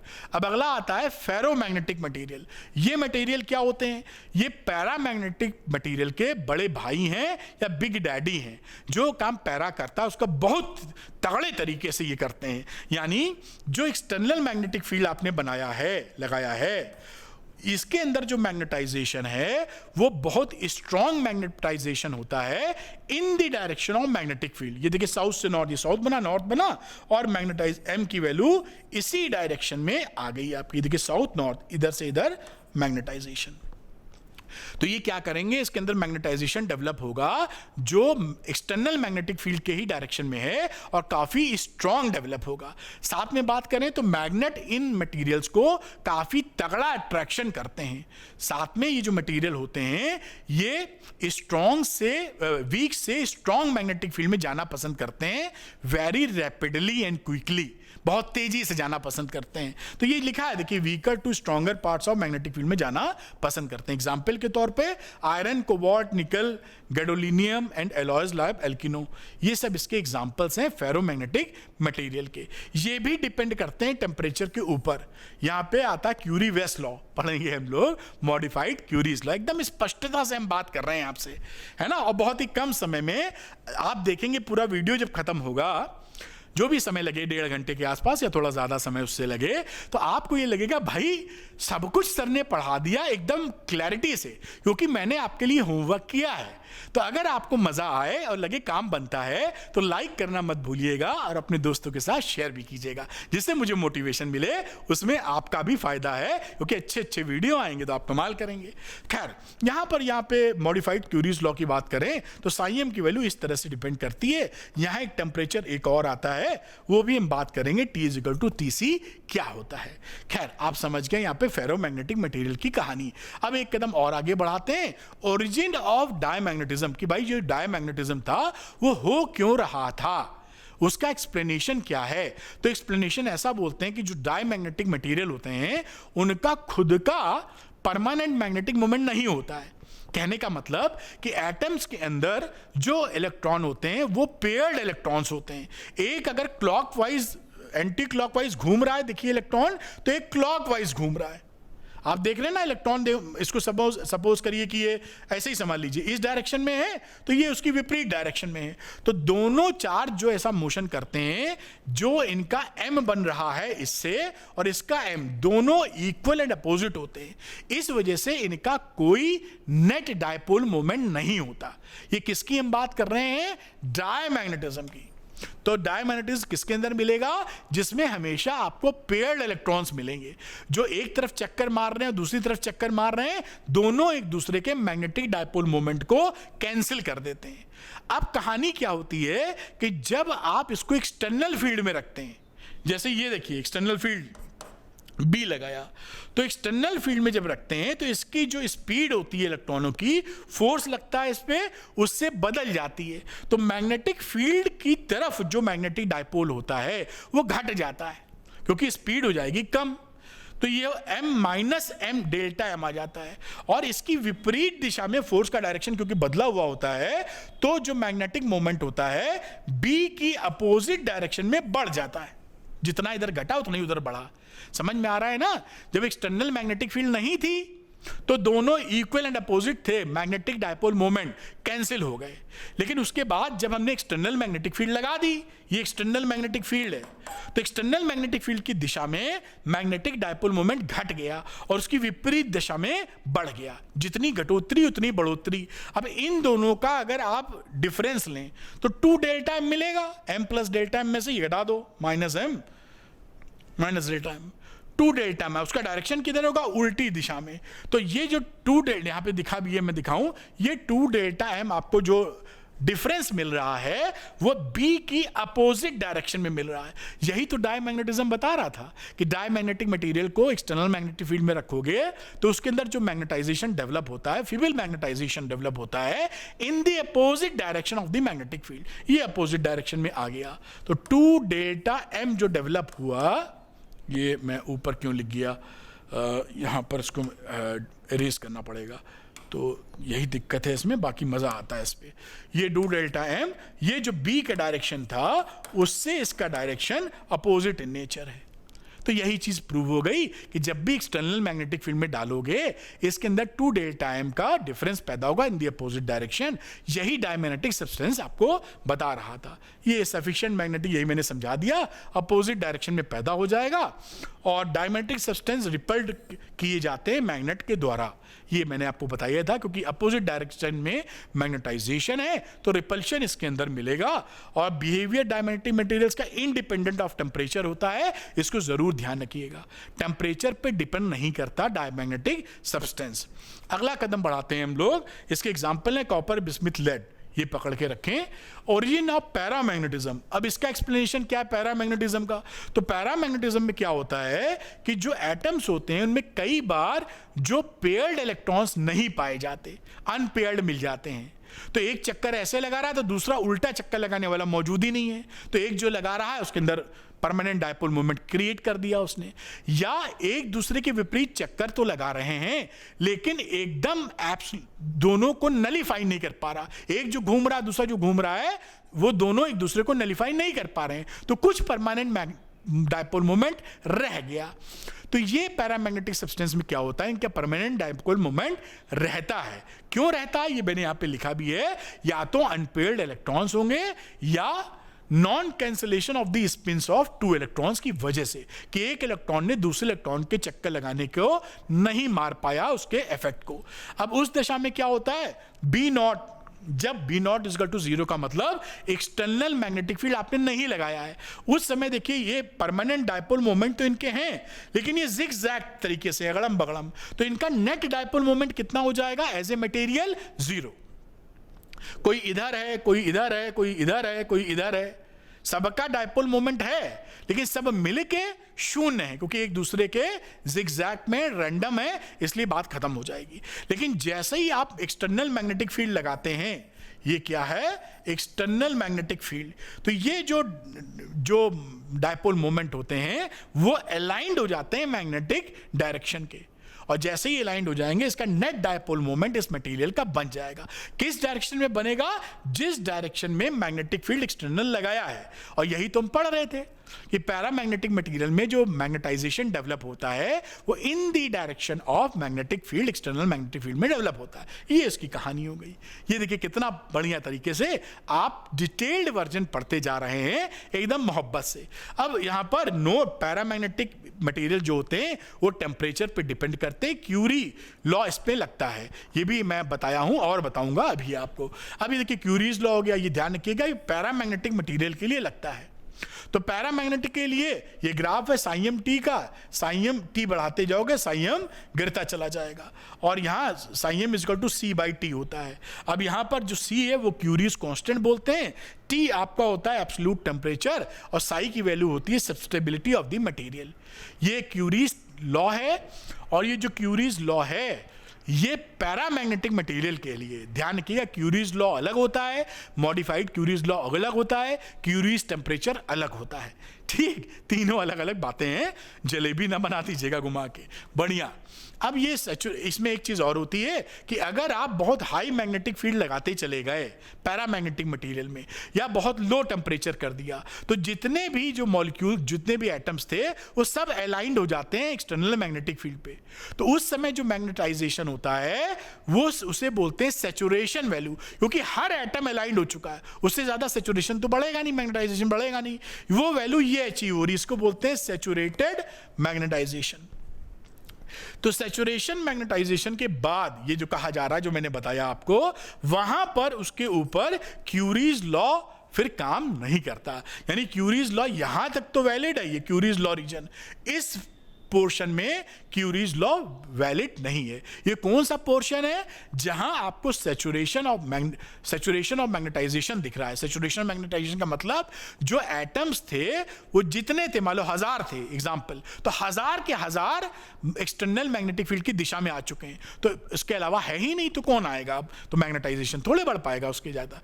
उस समय क्यूरीज लॉ की कहानी वहां उस रीजन में वैलिड नहीं होती। एकदम माइन्यूट एंड डिटेल्ड स्टडी, बहुत बढ़िया। आगे बात करते हैं ओरिजिन ऑफ फेरोमैग्नेटिज्म। अब फेरोमैग्नेटिज्म में क्या होता है, इसको एक्सप्लेन किया था साहब किन्होंने, वेस्ट साहब थे, और डोमेन थ्योरी से एक्सप्लेन किया। अब ये डोमेन थ्योरी क्या होती है ये हम समझ लेते हैं। क्या होता है कि इसके अंदर जो एटम्स होते हैं उनके पास परमानेंट मैग्नेटिक मोमेंट होता है। अब परमानेंट मैग्नेटिक मोमेंट होता है और अच्छा खासा होता है, तो अपने जैसे लोगों से इंटरैक्ट करके वो एक भीड़ इकट्ठी कर लेते हैं। जैसे आपके स्कूल में कई बच्चे होंगे जो स्टूडियस होंगे, तो वो उनका ग्रुप पढ़ने वालों का अलग बन जाता है 5 बच्चों का। कुछ होंगे जो मार पिटाई में चालू होंगे या बदमाशी में, तो वो शैतानी में, तो वो अलग ग्रुप बना लेते हैं। तुरंत बन जाता है ग्रुप 4 दिन के अंदर ही उनका। आप समझ रहे हैं? तो यहां पर क्या होता है कि जो एटम्स हैं जिनका मैग्नेटिक मोमेंट होता है वो अपने जैसे उसी डायरेक्शन में जो मैग्नेटिक मोमेंट रखते हैं उनसे इंटरैक्ट करके उनको साथ ले लेते हैं और एक रीजन बना लेते हैं। उस रीजन को बोलते हैं डोमेन। खैर, स्पष्टता के लिए और आगे चलते हैं। तो ये इसके एग्जांपल्स क्या है? आयरन, निकल, कोबाल्ट। अब the magnetic moments of neighboring atoms interact with each other and align themselves spontaneously in a common direction over macroscopic region called domains. बात समझे? यहां पर जो मैग्नेटिक मोमेंट्स होते हैं वो नेबरिंग एटम से इंटरैक्ट करके सब लोग एक ही दिशा में मैग्नेटिक मोमेंट ले लेते हैं। जैसे कि ये सब लोग का मतलब एक रीजन, जैसे ये क्लास है, पढ़ने वाले बच्चे, सिंगिंग वाले बच्चे, डांसिंग वाले बच्चे, बदमाशी वाले बच्चे, क्विज वाले बच्चे, क्रिकेट वाले बच्चे, फुटबॉल वाले बच्चे, कबड्डी वाले बच्चे एक ही क्लास में हो गए ना। सबकी दिशाएं अलग अलग हैं। किसी को पेंटिंग करना पसंद है, किसी को सिंगिंग करना, किसी को पढ़ना पसंद है, किसी को झगड़ना पसंद है। तो वही कहानी यहाँ हो गई, उनको डोमेन्स बोल दे रहे हैं। तो यहाँ पर ये एक ने बाकी से इंटरेक्शन किया और एक क्लस्टर या डोमेन बना लिया। ये एक ही दिशा में मैग्नेटिक डायपोल मोमेंट, इसका दूसरी दिशा में। इस तरीके से जो ये बनते हैं इनको बोलते हैं डोमेन्स। इन डोमेन के अंदर आप देखें तो इनका साइज 1 मिलीमीटर तक होता है और इनके अंदर 10 की पावर 11 एटम्स पाए जाते हैं अप्रोक्सीमेटली। यानी साइज कितना है? 1 मिलीमीटर। और कितने एटम मिलेंगे? 10 की पावर 11 एटम्स मिलेंगे, यानी 10 की पावर 11, काफी ज्यादा एटम्स होते हैं। अब देखिए, so each domain possesses a strong magnetic moment. अब क्योंकि एक ही दिशा में ये काम कर रहे हैं तो इसके अंदर मैग्नेटिक मोमेंट क्या होगा? इस डोमेन का काफी स्ट्रॉन्ग होगा। तो मैंने ये एक्सप्लेन कर दिया है कि डोमेन क्या चीज होती है और डोमेन का मैग्नेटिक मोमेंट काफी स्ट्रॉन्ग होगा। एज ए होल मटेरियल जब इसमें एक्सटर्नल मैग्नेटिक फील्ड नहीं लगा है तो अगेन इसका जो टोटल मैग्नेटिक मोमेंट होगा वो शून्य होगा, क्योंकि कोई इधर जा रहा है, कोई इसके विपरीत जा रहा होगा। ऐसे सब अगल एक दूसरे कैंसिल कर देंगे मैग्नेटिक मोमेंट को, इसलिए नेट मैग्नेटिक मोमेंट 0 मिलने वाला है। अब क्या होता है बेटा कि ओरिजिन ऑफ इसमें अब आप एक्सटर्नल फील्ड लगाते हो। ये तो हमने फेरोमैग्नेटिक मटेरियल की बात की। जब एक्सटर्नल मैग्नेटिक फील्ड आपका शून्य होता है, एक्सटर्नल मैग्नेटिक फील्ड है ये, जब 0 होता है तो उस समय ये डोमेन्स का नेट इफेक्ट क्या होता है? ये देखिए, डोमेन्स का मैग्नेटिक डायपोल मोमेंट इस तरीके से होता है, सब बैलेंस्ड होता है। नेट मैग्नेटिक मोमेंट, जैसे अनमैग्नेटाइज्ड सैंपल, नेट मैग्नेटिक मोमेंट 0, क्योंकि एक इसको ये कैंसिल किए दे रहा है, इसको ये विपरीत दिशा में कैंसिल किए दे रहा है। अब आप क्या करते हैं, जब आप वीक मैग्नेटिक फील्ड लगाते हैं, ये एक्सटर्नल मैग्नेटिक फील्ड है वीक, तो जो डोमेन का मैग्नेटिक डायपोल मोमेंट इसी की तरफ होता है वो तो ग्रो कर जाता है। ये देखिए, ये वाला जो है वो ग्रो कर गया और इसकी विपरीत वाला वो बहुत ही डीग्रो कर गया और बाकी भी दब गए। तो कहने का मतलब, जब वीक मैग्नेटिक फील्ड, ये 2 केसेस हैं, एक वीक मैग्नेटिक फील्ड, ये स्ट्रॉन्ग मैग्नेटिक फील्ड। तो वीक मैग्नेटिक फील्ड लगाने पर जो डोमेन का मैग्नेटिक डायपोल मोमेंट उसी डायरेक्शन में होता है वो ग्रो कर जाता है, बाकी जो डोमेन्स का मैग्नेटिक मोमेंट है वो डीग्रो कर जाता है और इस तरह से नेट मैग्नेटिक मोमेंट उसी दिशा में डेवलप हो जाता है। किस दिशा में? जिस दिशा में एक्सटर्नल मैग्नेटिक फील्ड आप लगाए हो। तो ये क्या है? Magnetization by growing of domains. ध्यान रखिएगा वर्ड को, ग्रोइंग ऑफ डोमेन्स। मान लीजिए आपने स्ट्रॉन्ग मैग्नेटिक फील्ड लगा दिया बाहर कस के, तेरी तो उस समय क्या होगा, उस समय ये जो होते हैं ये ग्रो ना करके पूरे रोटेट कर जाते हैं। ये देखिए ऐसे था ना, और वहां पर ऐसे घूम गया। ये देखिए खड़ा खड़ा एरो है, ये एरो ऐसे हो गया है, तो ये रोटेट कर जाता, क्योंकि मैग्नेटिक फील्ड एक्सटर्नल काफी तगड़ा होता है। तो यहां पर बोलते हैं रोटेशन ऑफ डोमेन्स। तो ये मैग्नेटाइजेशन क्या होगा, सब के सब रोटेट कर जाएंगे in the direction of external magnetic field. तो मैग्नेटाइजेशन काफी स्ट्रांग मिलेगा और in the direction of external magnetic field मिलेगा। तो इससे बात आपको पकड़ में आ गई होगी कि ये थ्योरी भी मैंने एक्सप्लेन कर दी साहब कि कारण क्या था। बहुत सुंदर बात है। आगे चलते हैं, अब मॉडिफाइड क्यूरीज लॉ की बात करते हैं, जो फेरोमैग्नेटिक मटेरियल के लिए एप्लीकेबल होता है। ध्यान रखिएगा, the temperature at which at ferromagnetic substance becomes paramagnetic, उसको हम बोलते हैं क्यूरी टेम्परेचर, जो कि टीसी से दिखाते हैं, या क्यूरी पॉइंट भी बोलते हैं। क्यों ये पूछा बहुत जाता है, क्यूरीज टेम्परेचर या क्यूरी पॉइंट क्या होता है, जहां पर फेरोमैग्नेटिक मटेरियल आपका पैरामैग्नेटिक मटेरियल में चेंज हो जाता है। आप गर्म कर रहे हैं और गर्म होने पे क्या हुआ, फेरो बन गया पैरा। तो जिस पॉइंट, जिस टेम्परेचर पे वो बना, उसे बोलोगे क्यूरीज टेम्परेचर या क्यूरीज पॉइंट। ये मैंने क्लियर कट यहां लिखा भी है आपको बताने के लिए। अब above the Curie point that is in the paramagnetic phase, अब क्यूरी पॉइंट के ऊपर, क्यूरीज टेम्परेचर के ऊपर पैरामैग्नेटिक फेज के अंदर सब्सटेबिलिटी वेरी करती है टेम्परेचर से दूसरी तरीके से। क्यूरीज लॉ जो पहला वाला था वैसा नहीं, अभी आ जाता मॉडिफाइड क्यूरीज लॉ। एक्सएम की वैल्यू हो जाती है C dash T minus T C, जहां टी की वैल्यू क्यूरीज पॉइंट या क्यूरीज टेम्परेचर से बड़ी होनी चाहिए। इस लॉ को आप बोलते हैं मॉडिफाइड क्यूरीज लॉ या क्यूरी वेस्ट लॉ। ये फेरोमैग्नेटिक मटेरियल के लिए एप्लीकेबल होता है। कई बच्चों को पता ही नहीं होता, टीचर भी भूल जाते हैं बताना। आप समझ रहे हैं, क्यूरीज लॉ जो था वो पैरामैग्नेटिक के लिए, और क्यूरीज मॉडिफाइड लॉ या क्यूरी वेस्ट लॉ फेरोमैग्नेटिक के लिए। ठीक, और इसे ये क्यूरी टेम्परेचर या क्यूरी पॉइंट को भी ध्यान रखिएगा, क्योंकि कई बार हम ये क्रिटिकल पॉइंट से इसको कंफ्यूज करते हैं। तो ये क्रिटिकल पॉइंट ना होकर क्यूरीज पॉइंट है या क्यूरीज टेम्परेचर है। बहुत अच्छी बात। अब ये प्रॉपर्टीज की हम लोग बात करते हैं कि भाई जो प्रॉपर्टी, ये सबने पढ़ लिया, समझ लिया, सब कुछ सीख लिया, क्या होते हैं मटेरियल, टेम्परेचर की डिपेंडेंसी साहब क्या है, और उसके पीछे थ्योरी क्या है एक्सप्लेनेशन की, सब कुछ पकड़ बना चुके हैं। क्यूरीज टेम्परेचर पे डिपेंडेंसी की भी पकड़ बना चुके हैं। अब हम पढ़ेंगे प्रॉपर्टीज, जो जिसमें से भी सवाल काफी पूछे जाते हैं, डाई, पैरा और फेरो।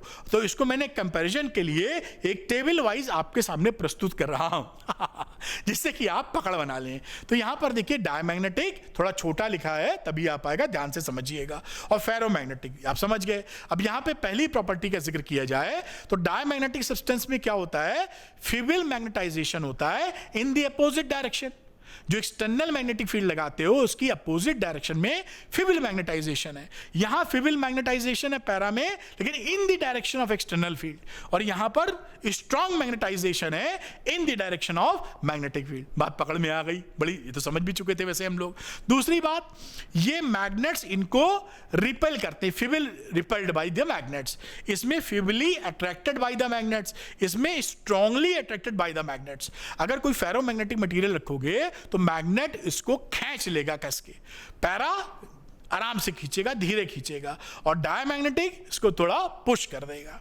अगली बात हम लोग करते हैं, व्हेन ए डायमैग्नेटिक सोल्यूशन अगर पोर किया जाता है, ये डायमैग्नेटिक सोल्यूशन है, ये डाला गया है, और जैसे ही आप यहां पर मैग्नेटिक फील्ड पैदा करते हो, ये मटेरियल क्या होता है, नीचे बैठ जाता है। इसका कारण क्या है, नीचे सरक जाता है, क्योंकि जो डायमैग्नेटिक सब्सटेंस होते हैं वो स्ट्रॉन्ग मैग्नेटिक फील्ड से वीक मैग्नेटिक फील्ड में जाना चाहते हैं। तो यहां तो स्ट्रॉन्ग मैग्नेटिक फील्ड है, इसको छोड़कर नीचे चले जाएंगे, जिससे ये वीक मैग्नेटिक फील्ड में चले जाएं।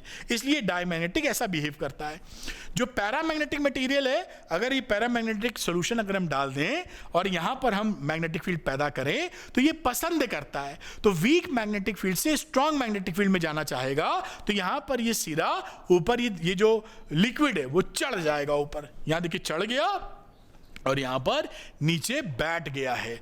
अगली बात करें तो फेरोमैग्नेटिक मटेरियल में कोई लिक्विड होता ही नहीं, इसलिए उसकी चर्चा करना ठीक नहीं है। बात पकड़ में आपके आई होगी। ये प्रॉपर्टीज हम लोग पढ़ रहे हैं, आगे चर्चा जारी रहेगी। अगली बात करते हैं हम लोग। देखिए कि अगर हम एक मैग्नेटिक फील्ड में किसी डायमैग्नेटिक मटेरियल को हम लोग परपेंडिकुलर छोड़ दे या कैसे भी छोड़े, तो हमेशा वो कोशिश करेगा कि उसकी एक्सेस इस मैग्नेटिक फील्ड से परपेंडिकुलर डायरेक्शन में आ जाए, क्योंकि वीक मैग्नेटिक फील्ड पसंद है उसे, तो वो स्ट्रॉन्ग की जगह वीक में आना चाहता है। इसे कैसा भी छोड़ोगे तो तुरंत इसकी जो एक्सेस है वो मैग्नेटिक फील्ड की दिशा में ही आना चाहेगी, क्योंकि ये स्ट्रॉन्ग मैग्नेटिक फील्ड पसंद करता है। जो फेरोमैग्नेटिक है वो भी इसी डायरेक्शन में आना चाहेगी, बहुत ही रैपिड एंड क्विकली, बहुत तेजी से आएगी ये, जैसे ही आपने छोड़ा खट से आ जाएगी ऐसे। ठीक, ये इसकी प्रॉपर्टी है। अगली बात करते हैं कि नॉन यूनिफॉर्म मैग्नेटिक फील्ड में अगर आप रख रहे हो तो आप जानते हैं कि स्ट्रॉन्ग से वीकर मैग्नेटिक फील्ड में डायमैग्नेटिक सब्सटेंस जाएगा, स्ट्रॉन्ग से वीक में। ये क्या करेगा नॉन यूनिफॉर्म में? वीक से स्ट्रॉन्ग में जाएगा पैरामैग्नेटिक, और पैरामैग्नेटिक वीक से स्ट्रॉन्ग में जाएगा रैपिडली, बहुत तेजी से। नॉन यूनिफॉर्म मैग्नेटिक फील्ड में रखा है तो आपने। अगली चर्चा करते हैं आगे हम लोग कि इसकी जो परमेबिलिटी होती है वो आपकी एक से छोटी होती है, म्यू की वैल्यू एक से छोटी होती है, और म्यू आर 0 और 1 के बीच होता है, और म्यू की वैल्यू म्यू नॉट से छोटी। ये ध्यान रखिएगा, डायमैग्नेटिक की बात कर रहे हैं, ये हम चर्चा कर चुके हैं, दोबारा रिपीट हो रही है यहां पर याद रखने के लिए। रिलेटिव परमेबिलिटी की वैल्यू 0 से 1 के बीच में होगी, फ्री स्पेस से म्यू कम होता है। पैरा में फ्री स्पेस से म्यू बड़ा होता है, और म्यू आर की वैल्यू 1 से बड़ी होती है, 1 प्लस एप्सिलॉन तक। एप्सिलॉन एक छोटा सा पॉजिटिव नंबर है। अगली बात की जाए, इसकी परमेबिलिटी काफी बड़ी होती है, 1 से काफी बड़ी होती है, तो mu r is much much greater than 1, और म्यू की वैल्यू भी जो फ्री स्पेस से परमेबिलिटी होती है उससे काफी बड़ी पाई जाएगी। अगली बात करें इसकी सब्स्टिबिलिटी की बात, तो डायमैग्नेटिक सब्सटेंस -1 और 0 के बीच रहेगा, -1 के इक्वल भी हो सकता है, तो ये सब्स्टिबिलिटी ऐसे होगी, और इंडिपेंडेंट ऑफ टेम्परेचर होती है, टेम्परेचर पे डिपेंड नहीं करती। पैरा की बात करें तो स्मॉल पॉजिटिव नंबर हो जाएगा, और ये टेम्परेचर पे डिपेंड करता है। क्यूरीज लॉ के अंदर आपको बताया psi is proportional to 1/T। Ferromagnetism में जो सब्स्टिबिलिटी है वो 1 से काफी बड़ी होती है, और क्यूरीज वेस्ट लॉ या मॉडिफाइड क्यूरीज लॉ के हिसाब से ये टेम्परेचर पे डिपेंड करता है, तो ये chi is proportional to 1/T minus TC, Curie temperature वाली बात जो आपके सामने आई थी। अगली बात करें, कोई लिक्विड हमने ले लिया डायमैग्नेटिक सब्सटेंस का, तो आपको पता है ये वीकर रीजन में जाना चाहेगा। पोल्स पे होता है स्ट्रॉन्ग मैग्नेटिक फील्ड, तो इसको छोड़कर ये बीच में जहां कम मैग्नेटिक फील्ड है वहां ऊंचा एक हीप, ऊंचाई वाला एक ऊंचाई बना देता है, इकट्ठा हो जाता है, इससे दबकर ऊंचा हो जाता है। पैरा में क्या होता है कि ये नॉर्थ और साउथ पे तो स्ट्रॉन्ग मैग्नेटिक फील्ड है, तो ये बीच में पिचक जाएगा और यहां और किनारों पर इकट्ठा हो जाएगा, क्योंकि इसको स्ट्रॉन्ग मैग्नेटिक फील्ड पसंद है। और फेरो में क्या होता है, कोई लिक्विड होता ही नहीं, तो इसमें लिक्विड वाली चर्चा करना ठीक नहीं है। अगली बात हम लोग करते हैं, in these substances the magnetic line of force are farther away in air.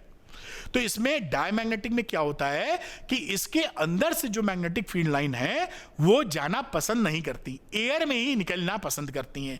यही बात लिखी है, in these substances the magnetic line of force are farther than in air. Air में जो होती हैं उससे कम आपको इस मटेरियल के अंदर मिलेंगी। पैरा में आ जाओगे तो आपको जो एयर में मिल रही है मैग्नेटिक फील्ड लाइंस की क्लोजनेस, उससे ज्यादा क्लोजनेस इस मटेरियल में मिलेंगी, और इसके अंदर बहुत ज्यादा मिलेंगी। आप समझ पाए होंगे, अगर मैं फिगर बनाऊं, जो फिगर बनाने की जगह कम दिख रही है यहां पर ऐसे, तो ये जो मैग्नेटिक फील्ड है डायमैग्नेटिक में ऐसे जाना पसंद करती है, बहुत कम मैग्नेटिक फील्ड इसके अंदर से जाएगी। इस पैरा की हम बात करें तो ये थोड़ा सा ये बाहर जा रही है, तो थोड़ी अंदर से जाना पसंद करेगी ऐसे, तो जो रिलेटिव क्लोजनेस बाहर थी उससे ज्यादा अंदर मिलेगी। यही फेरो में क्या होगा, बहुत ज्यादा अंदर से जाएंगी। अधिकतर मैग्नेटिक फील्ड्स आपकी अंदर से जाना ऐसे ऐसे पसंद करेंगे। ये बात बताई जा रही कि जो एयर में क्लोजनेस थी उससे ज्यादा पास होंगी फेरोमैग्नेटिक मटेरियल में, बहुत तगड़ी ये बात कही जा रही है। उम्मीद है समझ पाए होंगे। ये डायमैग्नेटिक की बातचीत की गई है, ये पैरा की गई है, और ये फेरो की गई है। उम्मीद है, मैंने डायग्राम भी बनाया था जब डाय फेरो पैरा पढ़ा रहे थे, तो वहां भी इसको एक्सप्लेन किया था। अब यहाँ पे the resultant magnetic moment of this substance is 0। इनका जो रिजल्टेंट मैग्नेटिक मोमेंट होता है वो 0 होता है। इनका परमानेंट मैग्नेट होता है, इनका भी परमानेंट मैग्नेटिक मोमेंट होता है।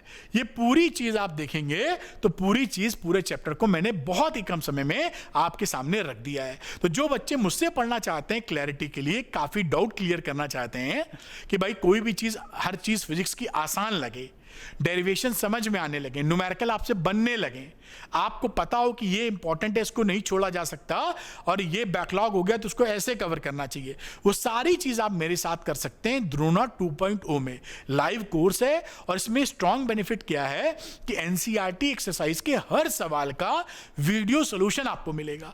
वो भी वीडियो सोल्यूशन नॉर्मल एक्सप्लेनेशन नहीं है, एकदम दम लगा के सुपरलेटिव, 0 to हीरो, एकदम समझ में आने वाला है। वरना तो एनसीईआरटी एक्सरसाइज के सॉल्यूशन तो 1000 मिल जाए आपको, लेकिन एक्सप्लेनेशन का इंपॉर्टेंस है कि कितनी आसानी से आप समझ पाते हैं। इसी तरह आपको एनसीईआरटी एग्जाम्पल्स का, हर एग्जाम्पल का वीडियो सॉल्यूशन आपको मिल जाएगा सुपरलेटिव एक्सप्लेनेशन के साथ, जो कि एनसीईआरटी के एक्सरसाइज और एग्जाम्पल्स बहुत ज्यादा इंपॉर्टेंट हैं बोर्ड्स के लिए भी, और जो आप नीट का एग्जाम देते हैं या जेईई मेंस का, उनके लिए भी। तो वहां इसका इस्तेमाल कर सकते हैं। इसके साथ साथ चैप्टर वाइज वर्कशीट भी मिलती है जो कि पिछले 10 सालों के प्रीवियस ईयर क्वेश्चन पर बेस्ड है, फुली सॉल्व्ड, और पढ़ाता तो मैं हूं ही आपके साथ। तो आपको सुपर क्लैरिटी मिल जाएगी। जो बच्चे द्रोणा 2.0 ज्वाइन करना चाहते हैं वो अरविंद एकेडमी ऐप को डाउनलोड कर लीजिए, उसके स्टोर सेक्शन में जाइए, वहां द्रोणा बैच आपको दिखेगा, उसको लेकर मेरे साथ पढ़ना शुरू कर दीजिए। Thank you very much for watching this one shot video. मैंने बहुत होमवर्क और बहुत मेहनत से ये वीडियो बनाया है, जिसकी वजह से 1.5 घंटे से भी कम समय के अंदर सब कुछ आपको पढ़ा दिया है। ये हार्डवर्क, ये इस मेहनत अगर आपको पसंद आई है तो आप जरूर इस वीडियो को लाइक कीजिएगा, क्योंकि लाइक करने में आपका कुछ नहीं जाता, अरविंद सर को मोटिवेशन आता, और मुझे इससे मोटिवेशन आएगा और बेहतर वीडियो मैं आपके लिए बनाऊंगा, जिससे आपको ट्रेमेंडस बेनिफिट होगा। मेरे जो वीडियो होंगे आपके फीडबैक के अनुसार हाई क्वालिटी वीडियो रहते हैं, टू द पॉइंट, बकवास नहीं रहती, पूरे वीडियो में पढ़ाई रहती है और कम समय में रहते हैं। इससे बेहतर का आपको क्या मिलेगा? हम लोग एक दूसरे को मोटिवेटेड रखें, मुझे भी आपका प्यार मिलता रहे, और आपको सही कंटेंट और सही मार्गदर्शन, जिससे आप अच्छे नंबर ला पाएं, अपने कैरियर को बना सकें। तो अगर आपको ये अरविंद सर की मेहनत पसंद आती है तो अपने दोस्तों के साथ इस वीडियो को शेयर कीजिए, कम से कम एक दोस्त को तो शेयर कीजिए, जिससे आपको लगे कि अरविंद सर को मैंने गुरु दक्षिणा दी। Thank you very much, wish you all the best.